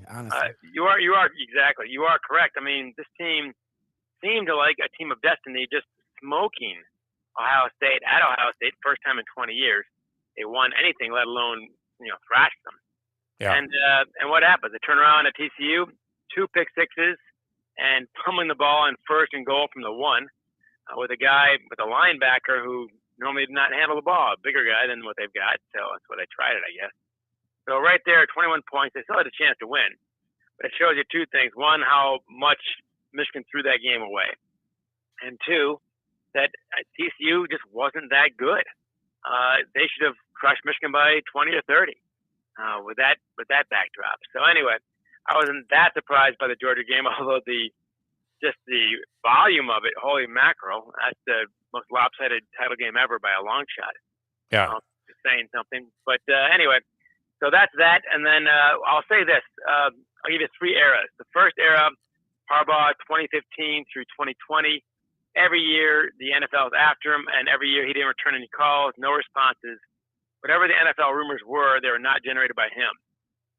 2020, of course, they go 2-4. Now he's just looking to keep his job. And Ward Manuel, the AD, kept him over the objections of many fans. It's been quickly forgotten. If you did a vote that year, I don't know if Jim would have kept his job, frankly. So then, of course, last year, he openly and publicly tells recruits, staffers, his players, and the media that he is pursuing the NFL. He flies to Minnesota for an interview, does not get the job. It's kind of like asking her to marry you on the Jumbotron. You fly out there. Very embarrassing, yes. Yeah, it had to be a drag of a flight home, I'm sure. Yeah. But anyway, so that was him pursuing the NFL. This year, the difference is fourth era, that the NFL is coming after him after two excellent seasons. Denver especially, Indianapolis somewhat, it sounds like, perhaps some others. Texans, maybe Charlotte, etc. But and he's been answering the phone call, or his agent has been. That's another difference too, by the way. Until now, he's not had an agent, and now he's using Brian Harlan, who is the agent of his brother John Harbaugh at the Baltimore Ravens. So those are all differences. So the NFL talk this time is real again, like it was last time. I do think Harbaugh would prefer staying in Ann Arbor than going. He and the athletic director are not going to invite each other to their Thanksgiving dinners, I don't think, this year. So it's been a tense couple years. So that's been an issue. And now the new president on board for about 4 or 5 months. Santa Ono is his name. As they say, Santa showed up late here in Ann Arbor, but at the right time, I guess. He's the one playing middleman and working things out. And it seemed like over the last 2 days, they've gotten through an impasse. And I would lean now more towards Harbaugh staying than going at this stage. There's a long answer, fellas. Sorry. Yeah. No, that's fine. Yeah. No, but I mean, as they say, when hot women post their status on Facebook relationship, it's complicated, and and that always seems to be the case. Always, well, I mean, it has been the case with me, but that's stamped on my forehead. But with Harbaugh and these postseason, digressions into the possibility of coaching in the NFL, and let's face it, there are a lot of hacks coaching in the NFL, as witnessed by the situation in Denver. No pun intended, but this Nathaniel Hackett turned out to be a disaster, and we saw where Urban Meyer. I mean, there are a lot of people that just bomb out when they get to the National Football League level. Speaking of which, are you not a follower or some sort of devotee of the Detroit Lions, which features probably our favorite coach? I mean, we like quirky. That's why we like talking to you about Harbaugh. And there is no one more in the category. I mean, the face of quirkiness, I mean, maybe even barbarianism, is Dan Campbell. And, we were looking, naturally the joke was when they were 1-6, they were the best 1-6 team in the NFL. But we saw people really busting their ass, for Dan Campbell, who it seems like he would inspire that sort of behavior, especially if he, eats the head off of a live goat before the game to inspire the team to go out there and extract blood from the opposition. But they turned out to be a pretty good story. I'm sort of disappointed they weren't in the playoffs. I know they had an outside shot of getting in there, and then I thought it was great when they knew they were eliminated that they went out there and just stuck it to the Green Bay Packers. That had to be a big thing for the people of Detroit. Yeah, I think it was. I mean, look, any scrap will do as far as the hungry football masses of Detroit. So, yeah. But I got to say, you hit the nail on the head that Dan Campbell is a different kind of guy. Like I said, he might eat live chickens. I don't know. Yeah. But he's got like chickens in his pants. He's pulling them out like he's Mick and Rocky. I mean, it's unbelievable. Even down in South Florida, Defo, you have figured out a few things. One, at 1-6, they hadn't given up, which is pretty incredible. If you want to bail on the coach, that's a good time to do it, and he'll be gone at the end of the year. Yeah. They didn't do that. And second thing, when they had nothing to play for that last game in Green Bay. And Green Bay, they win. They got a playoff spot. I mean, night and day incentives. Yeah. And Detroit just took it to them. So that was an impressive outing, to say the least. So they're playing for the guy. They're 9-8. In Detroit, by the way, if you're 9-8, it's like going 16-0 in Miami. Yeah. Like Barry Sanders came back this season. The 9-8 year. Remember that one? Yeah. I was alive for that one. Actually, it's incredible. So, I'm glad my grandfather could see it before he passed away. The 9-8 team. Wow. But to answer your question as to where I stand, look, the Ford family owns them. Are first class. They've been very good at Detroit and the Lions. They do spend money. They want to win, despite what the fans think. They've often made bad choices as far as Matt Patricia and so on. But at the time, geez, who could think that would be such a bad choice?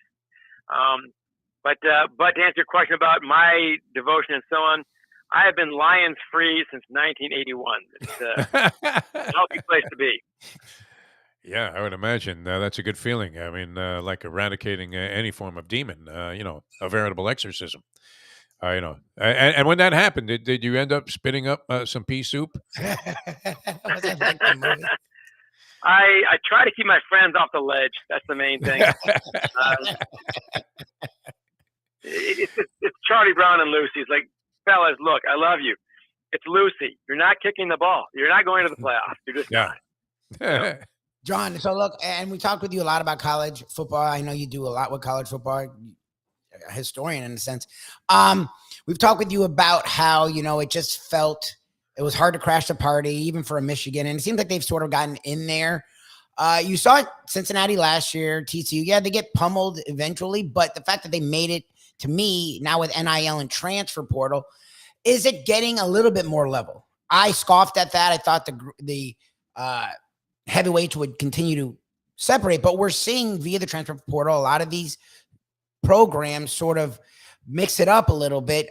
Are we seeing more of a parity in college football because of NIL and transfer portal? I think we are, Lubie. And it's happening perhaps gradually, but it is happening. It's happening slower at Michigan, and that's one of the friction points between Jim Harbaugh and the athletic directors. Of course, Harbaugh wants that to move faster, and the athletic director has been more or less fundamentally opposed to NIL, which is not a good position to be in right now. I get why I see the arguments against it, but that horse has left the barn, so better go chase it. But when he put out an email, the athletic director did 2 weeks ago, 3 weeks ago now, I guess, about NIL progress, what they're doing, and so on. Just that email generated $7 million. So if the Michigan money cannon can be pointed in the right direction, right? If they just, there are plenty of wealthy Michigan fan donors to alumni and so on to contribute. So what you get into though with universities, and this is not often reported on, they like to. The various schools, engineering, the medical school, the law school, they like tagging their donors the way you tag animals in the wild, and basically say, this guy's mine, don't touch him.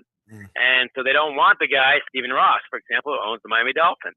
He's given $300 million to Michigan, to the business school, which now has his name on it, the Ross School of Business, as well as $100 million plus to athletics. Well, do you want his money to go into the quarterback or not? And that's when you get into turf wars on campuses.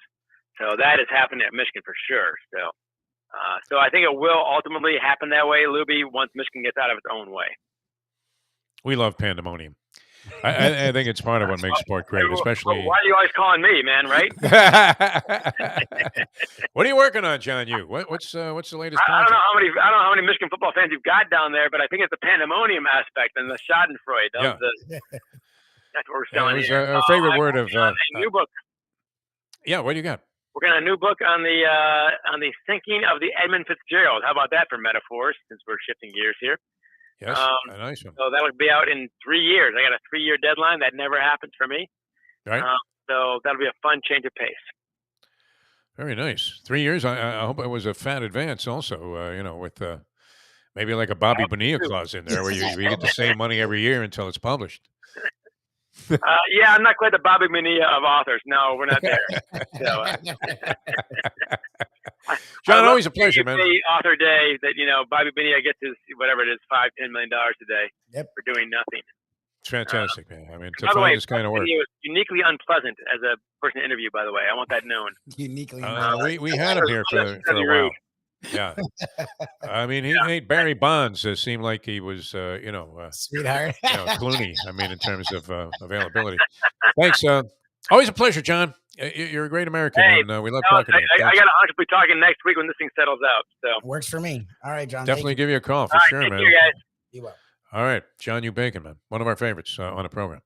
All right, speaking of favorites, and we're going to extend the program here a little bit so we can incorporate this gentleman onto the show, and in very short order, we're going to be speaking with Ian Eagle. Should we get in a couple of commercial messages while you set that up with me? Why don't we do that? And we can tell you about a couple of our favorite places, including Jimmy Johnson's Big Chill. Speaking of football, great place to take in the playoffs. Mile Marker 104, the Overseas Highway in Key Largo. Great food and drink, great atmosphere. And you're going to love everything about Jimmy Johnson's Big Chill. Back with more in a moment. Ian Eagle going to join us. Extended version of Degenerate Friday in a moment. Now that. It's time. And the lunchbox live from the stream. I always enjoy that. It's 9:01. Folks, Tony Segreto here. Let me ask you a question. What do you look for when you go out to eat? Good food, obviously, friendly atmosphere, not too loud, but good energy, reasonable prices, and a place where you feel comfortable.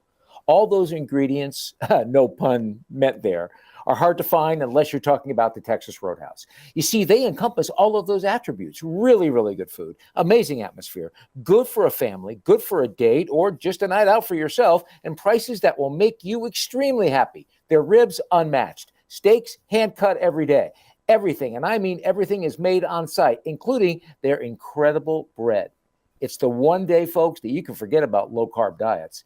Trust me when I tell you, Texas Roadhouse, your restaurant, your destination when you say, where should we go and eat tonight? From the newly renovated sports bar to the beautiful bayside views captured at the Tiki Bar, Jimmy Johnson's Big Chill has it all. Located at mile marker 104, the Big Chill also offers waterfront dining while experiencing breathtaking sunset views of the Florida Keys. It's simply the hottest spot in the Keys to cool off. That's Jimmy Johnson's Big Chill at mile marker 104 in Key Largo. For more information, call today at 305-453-9066. Brilliant on basketball, brilliant on football, play-by-play. Very difficult sport to call, I believe. Tennis, does a tremendous job on that. Ian Eagle with us here on 940 Wins, 1230 The Zone. I've been associated with talk radio in some form as either a producer, a host, a guest for 30 years. And it's the first time in the lead-in to my segment that the word schwitzing was used. So thank you, Defo, for that. We love you. Always a distinction of being on this show. It's a all right, we love you. Thanks for coming on. Ian Eagle, ladies and gentlemen. Grab a bagel and a schmear, plus some Defo and Lubie. Welcome back to the Defo Show. All right, we're schwitzing a little bit here. We're working some overtime here on the program, and great to be with you. And we wanted to bring you guys on both of our venues here, South Florida Live and the Believe Podcast Network. A very special friend of the show. I don't know why he keeps doing this. His star continues to just, go on a meteoric climb. Yes, sir. And now even his son, I think Nance is hearing footsteps from Noah Eagle also. Beginning to pound into his head. He's getting him in stereo. We welcome to the show, and always a pleasure to have CBS. The top guy in virtually every sport. Sportscaster of the Year. Yes. Also, National Sportscaster of the Year. That award coming up in Winston-Salem, North Carolina there, which used to be a fabled home of a bowling tournament. Ian Eagle joins us here on the program. Ian, congratulations. Sportscaster of the Year, National, and well-deserved. And you would have had our vote and enjoy the barbecue out there, I think. That was, we were out there honoring Leslie Visser one year, and, you came over and said, you're that Defo guy? I do remember an encounter over a spare rib or two. It was great. Yeah, we made that same degenerate signal to one another. It's like the secret degenerate handshake. Yeah, I remember it well. It was yesterday. Defo, Lubie. That was a while back, yeah. Good morning, sir. Unbelievable. Well, congratulations on that. The recognition is certainly well-deserved and universally acknowledged by all that view and listen to sports. All right, I know you grew up in New York, and this has been bugging us. I don't know if you want to weigh in on this. What the limitations might be about the NFL's frowning upon this kind of conversation. But were you familiar with the old Salugi play in New York? Where some little kid, would be the dead of winter, like 3 degrees outside, icy conditions on the streets. And you would grab his little hat that was covering his ears and then, throw it around, and you throw it to another guy. And, as you threw it and the guy wasn't able to catch up to it in a game of keep away, you would yell, Salugi. Should the Salugi play be eliminated from NFL games? This has been a question plaguing us because it's turned around a bunch of point spreads in games. I mean, it ruined Bill Belichick's season. Should that be a ban, the Salugi play, from the National Football League, in your opinion? Yeah, I'm trying to think back. I don't remember the whole Salugi thing in Forest. Right? I think mine. It's the same game except mine was Horowitz. They would just Okay, yell out Horowitz. Okay, yeah. Yeah. Well, that's the Jewish version of Salugi because this came from an Italian neighborhood. Yeah. Exactly. Yeah. So I think I played that game, but just a different version. Yeah.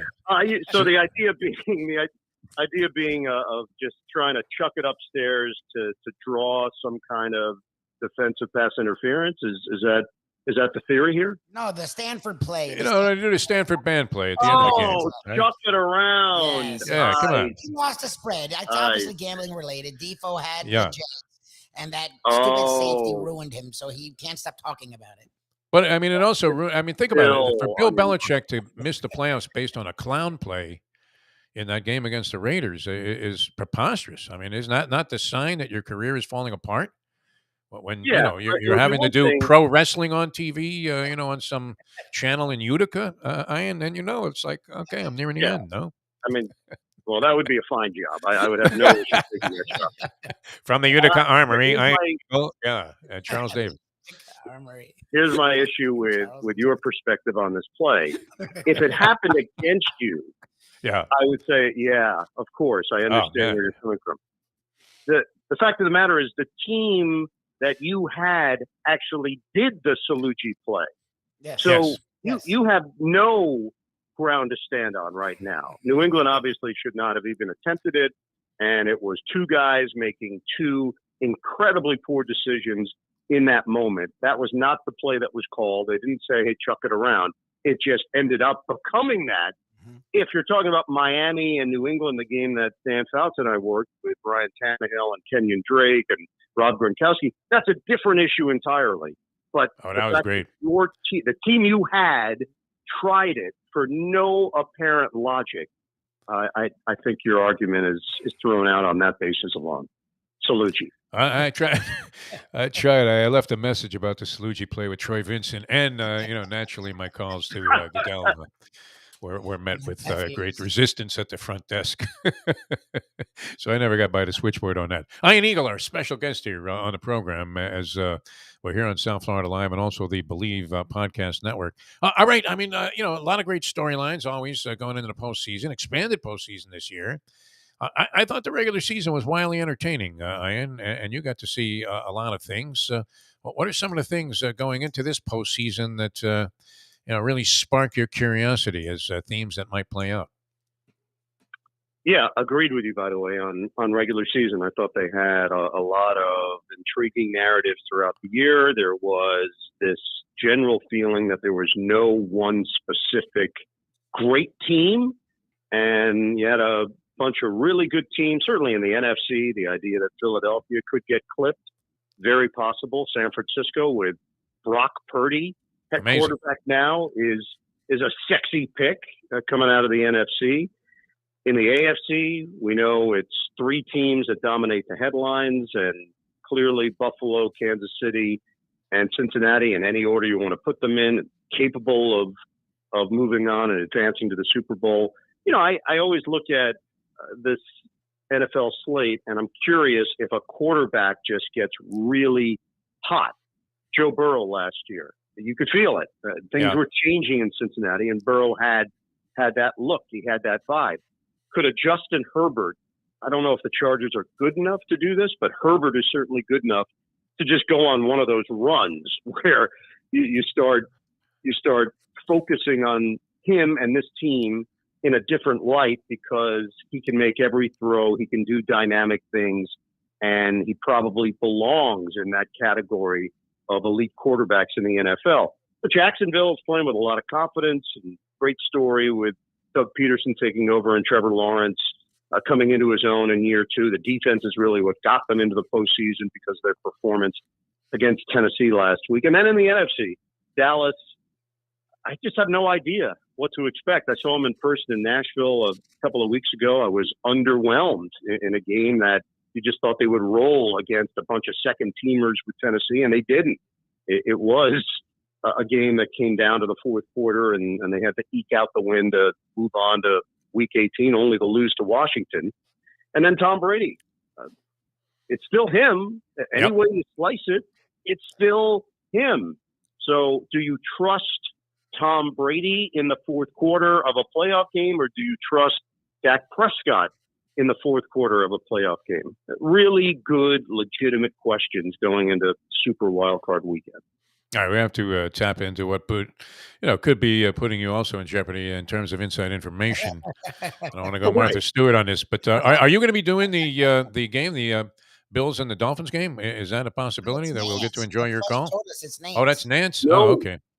No, Nance Romo and Tracy. Yeah, I'm doing radio for the Chargers and the Jaguars, and if you're scoring at home, I will still be wearing makeup. Well, I mean, okay, so you probably wouldn't have as much insight as we had hoped into the idea that we believe that DeMar Hamlin is going to lead the Bills out of the tunnel in this game, and they're going to employ smoke. For the first time, it's not going to be snow, coming, the residue of a blizzard, and they're going to come out of smoke, and there's going to be Hamlin, and he might even start. So what kind of, insurmountable, intangible odds are the Dolphins facing in this game? I mean, it would seem like if ever there was a team now that had like the whole nation's heart behind them, surprisingly, it's the Buffalo Bills. Yeah, there's no doubt about it. There is a groundswell of support. There are people that are interested in their story that didn't know anything about the NFL or about the Buffalo Bills or certainly about DeMar Hamlin when this topic was broached 2 weeks ago. But that's what happens. That's how sports can play such a large role in society. I don't know for certain when we try to break these down why something takes on a life of its own.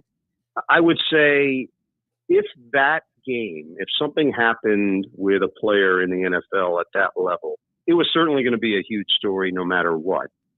But if it was on a Sunday afternoon and it was Tennessee, Houston, and it was going to 8% of the country, I don't know if it would have gotten the kind of coverage that it eventually got. It broke through to all the morning shows, all the major news programs, nightly news. So it just shows you sometimes in our world and in our society, things like this can really go to the next level based on timing, circumstance, and fortunately, we're talking about DeMar Hamlin and the fact that he could even be at the game. The thought or notion of that when this incident took place was not even on our mind. So incredible that the story took the positive turn that it did, and all indications are he's in really good shape and cognizant of everything that's taken place and has handled this incredibly well. So happy ending for this. Now the Buffalo Bills are going to try to go out and do something they've never done, which is go out and win the Super Bowl, which they are certainly capable of. But they're down some key players, and Hamlin was a good player for them, and obviously Von Miller on defense. So I don't think Miami is capable of pulling off a huge upset in this game. They just have dealt with too many key injuries, and Tua not being a part of it was the first shoe to drop, and then obviously the injury to Teddy Bridgewater against New England was the second one. So this is just too insurmountable in my mind. I mean, it's interesting. You bring up two games that we're sort of struggling with: the Chargers, Jags, Cowboys, Bucks. And to me, the talent and the teams aren't the issue. Like the Cowboys feel like this year they're the better team. The Chargers, by talent, are the better team.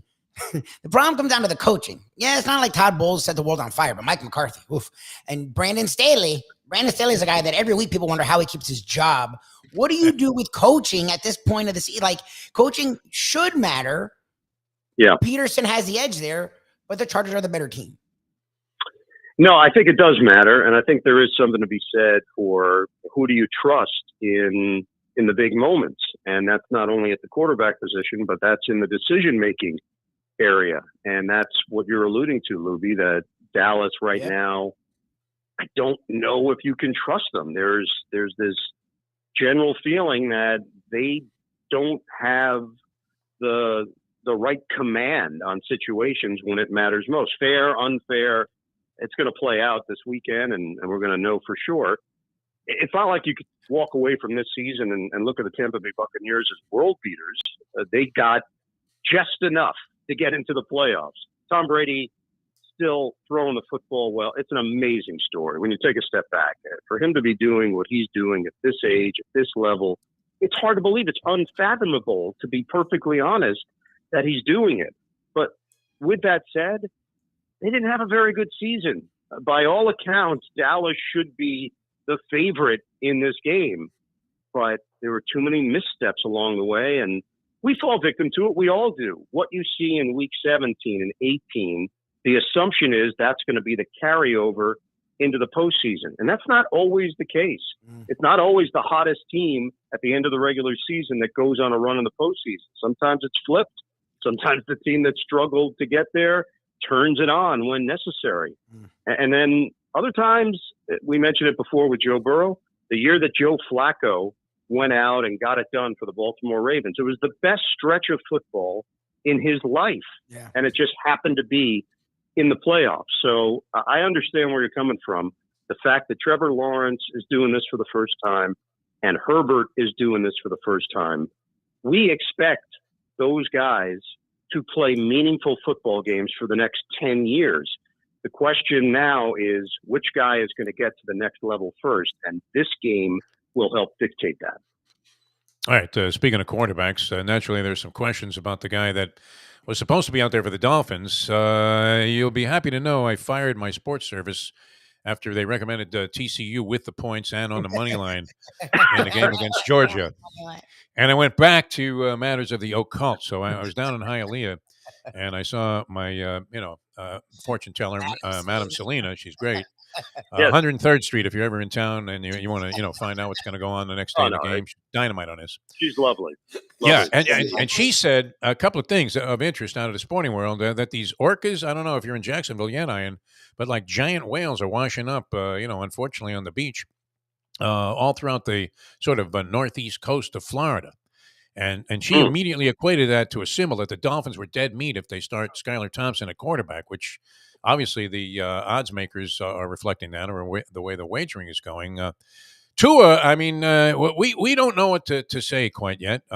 We love the kid. He seems like a really good guy.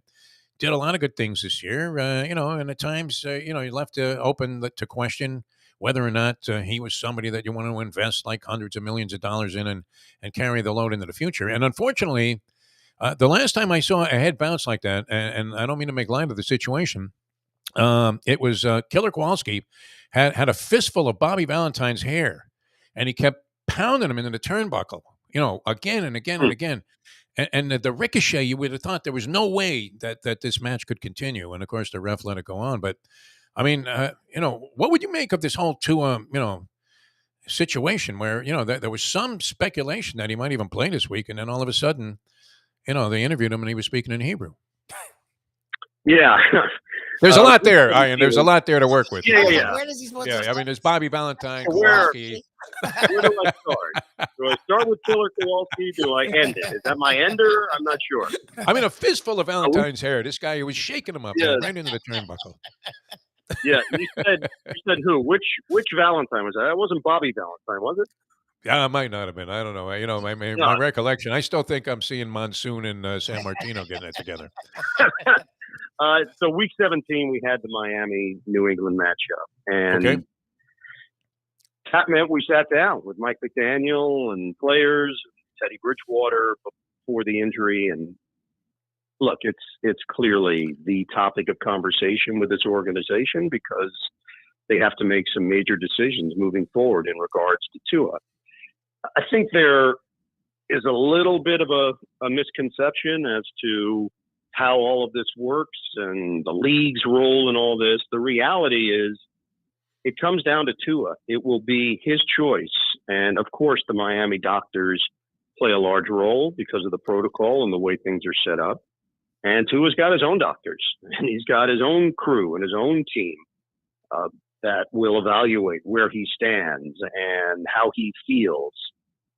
I personally don't believe he's going to walk away from the game. I think that he looks at this as a circumstance that he's become the poster boy for this and does not want this to be the dominant part of his career, and thinks that he can play and play at a high level and continue to play and avoid major injury. But that's his call. It's his decision. It's not going to be fans or media members or anyone that coerces him into making a call on his career. It's him, his doctors, his people, his family.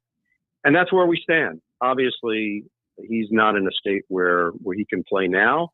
But the idea that we've heard the last of him is pretty far-fetched in my mind. He will continue to try to go out there and play. It does bring up the deeper issue, of course, guys, of player safety and what can the league do. I recognize that it hasn't been perfect, but I do think the league has taken some important steps in trying to safeguard and do everything in their power to not have these situations pop up again. But it is a violent sport, and big hits happen on every play.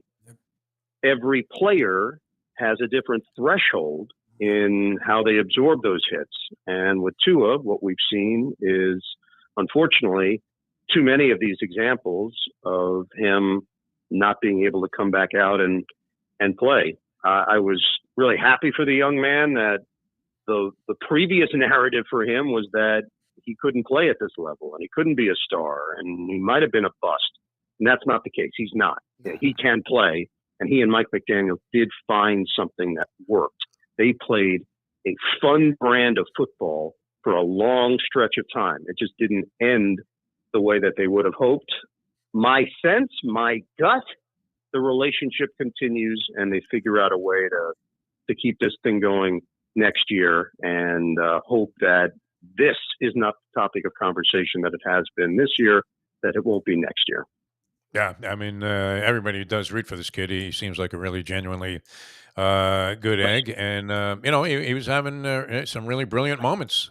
And the Dolphins' offense was exciting for the first time in a long time. So there was reason to actually, kind of get behind the team and root for their success, as opposed to, being a Jet fan and expecting the usual, end of the season slump and dismissal of assistant coaches and questions arising. One last thing, Ian, if you don't mind, because it was a shame, and it happened here in Miami. The injury to Kevin Durant. Being a Brooklyn boy, I don't mind seeing the Brooklyn Nets, have some success. I would like to see a Brooklyn team. I mean, to win a championship. Going all the way back to what, the Dodgers, man, or maybe Paulie Malignaggi or something. In the boxing ring, but but to what can you attribute?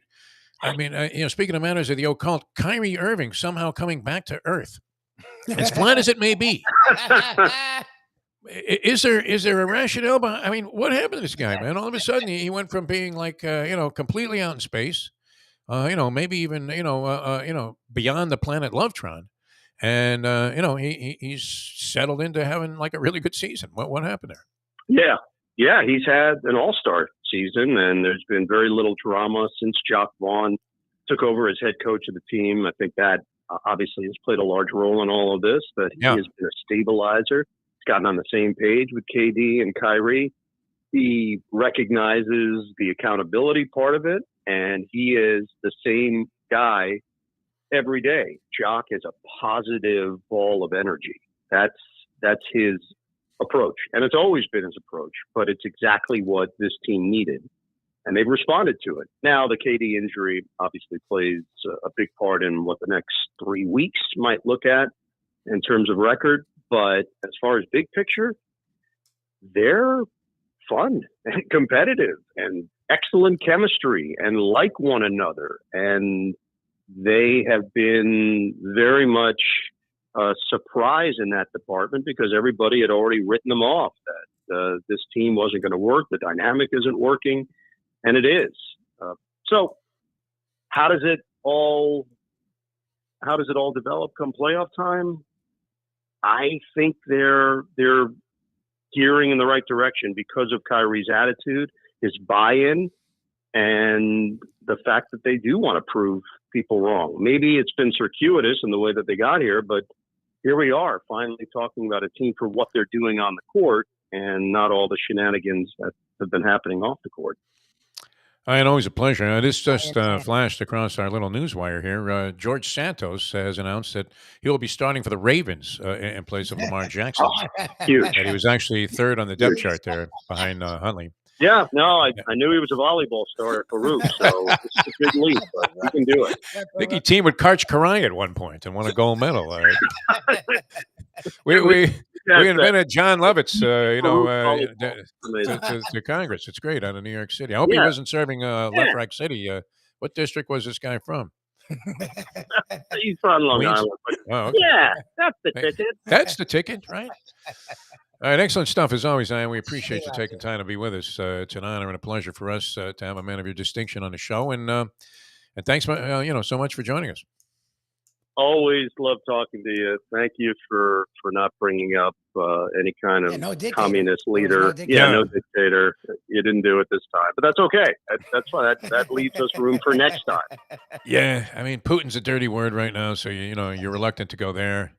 I was going to make an Attila the Hun reference, but we've done that a zillion times. Could have done that. Yeah, I don't know. Like next time, you'll make a connection. I'll lead with it. Between the tennis world and Mao Zedong. We'll be fine. Yeah, see what's going on in Brazil. I mean, there should be some material there that we can delve into. Thanks, Ian. Always a pleasure, my friend. All right, guys. We'll do it again soon. See ya. All right, Ian Eagle.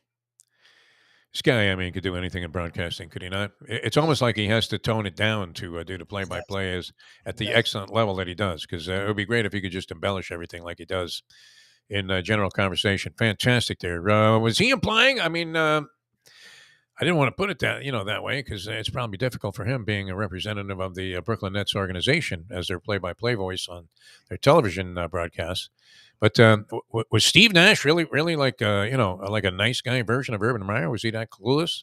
Yeah, Jacques Vaughn came in there and everything turned around. Now, I mean, you can't necessarily rate them based on Durant being out of the lineup, because Durant was having a MVP candidate type of season also. Yes. And seemed to be playing, I mean, it's cliche, but he's playing his best basketball of his career. But he might have been. He's playing his best team-oriented basketball. I mean, we've seen him play ridiculous basketball. He was being a leader, and they were actually following for the first time since he's been there. They were winning games, and 18 and 2 out of their last 20. I didn't even. I saw that yesterday. I'm like, what the hell? And Kyrie was like a model citizen. I mean, you would have never thought he was a goofball. You would have thought he was Steve Nash. I won't ask him this, because what I'm going to say, because he actually is their voice. But that's my thing to me. First of all, was Durant getting hurt? Being going to happen. And Kyrie, some issue coming up. Something will pop up. He has to jump on that makes you go, oh, there he is.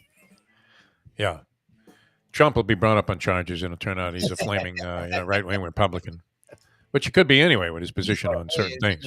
All right. We don't want to get into that. I mean, if Neil deGrasse Tyson couldn't figure the guy out, who are we to analyze what's going on with Kyrie Irving? And nor do we care. I mean, as deGrasse Tyson told us, he's a basketball player. When a guy's playing well, he's great. He hits from three-point range. Nobody finishes better at the so-called cup than Kyrie Irving. Maybe, I don't know about the history of the game. I mean, there have been a lot of dynamite players that have been great around the basket, but you look at his conversion percentage on layups. I know, he's insane. Great. I mean, and these are, layups with a large degree of difficulty, a high degree of difficulty. All right, speaking of layups, we got a layup this afternoon here, and we're going to be out at Gulfstream Park getting fed, and I believe Mike Mayo is going to come up with the contest entry. I had a restaurant in mind. I don't think it would have, been one of his favorites. I think it would have invoked a face. No, but it always Mayo always has a face, good or bad. Right. Whatever your idea is, he has a face. It always has a face. Yeah, it's like, hey, what are you're ordering the ribs at a rib joint? Yeah, hello. Anyway, so that's always a lot of fun. We'll be out there. We'll be gambling. We'll be having a good time at Gulfstream Park later on this afternoon. Thanks to everybody. It was a great time here. Ian Eagle, always brilliant. I love talking to Ian. John Bacon was great. Professor on his game today, as per usual. Mark Lawrence, always with some good stuff. And the Greek early on, talking about women and gambling don't mix, which I think... Do we not know that, guys? There are women who gamble, and actually, hopefully, I would have to say the Mustang is not as restrictive as some women would be. Although, if I go by myself to a pari-mutuel facility, she will, have the usual kind of, condescending tone to, where are you? The track? It's like, hey, Jeff, great, you're at the track. I know you love it, man. You've loved it your whole life. Why don't you go out there and have a great day? Say hello to Gurgles for me. Yeah, if you right. see him. No. Are you kidding me? How long are you going to be there? Except the longer you're there, the more chance you have of coming home broke, which, may or may not be true. I mean, sometimes you get hot late, right? Uh-huh. Yeah. I prefer to start out a winner. That's always a good position. I would rather piss the money away as the afternoon progresses than be chasing the money and thinking, well, geez, I really don't want to hit the ATM machine today. I came with a couple of sticks.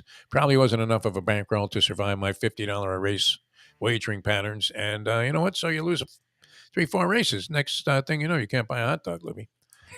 You're thinking, thank God I self-parked. All right. What's the most common thought a player has leaving a casino? Thank God I self-parked. All right? Even if you got to go down, schlep down 11 levels of garage, behind some very slow people. You didn't have the 5 in your pocket to tip the valet parker. All right. We will see you at 12 o'clock at Gulfstream Park and have some tips, I think. I think this is going to work out on how to sneak booze into almost any place. Doesn't matter where you're going, even onto a plane.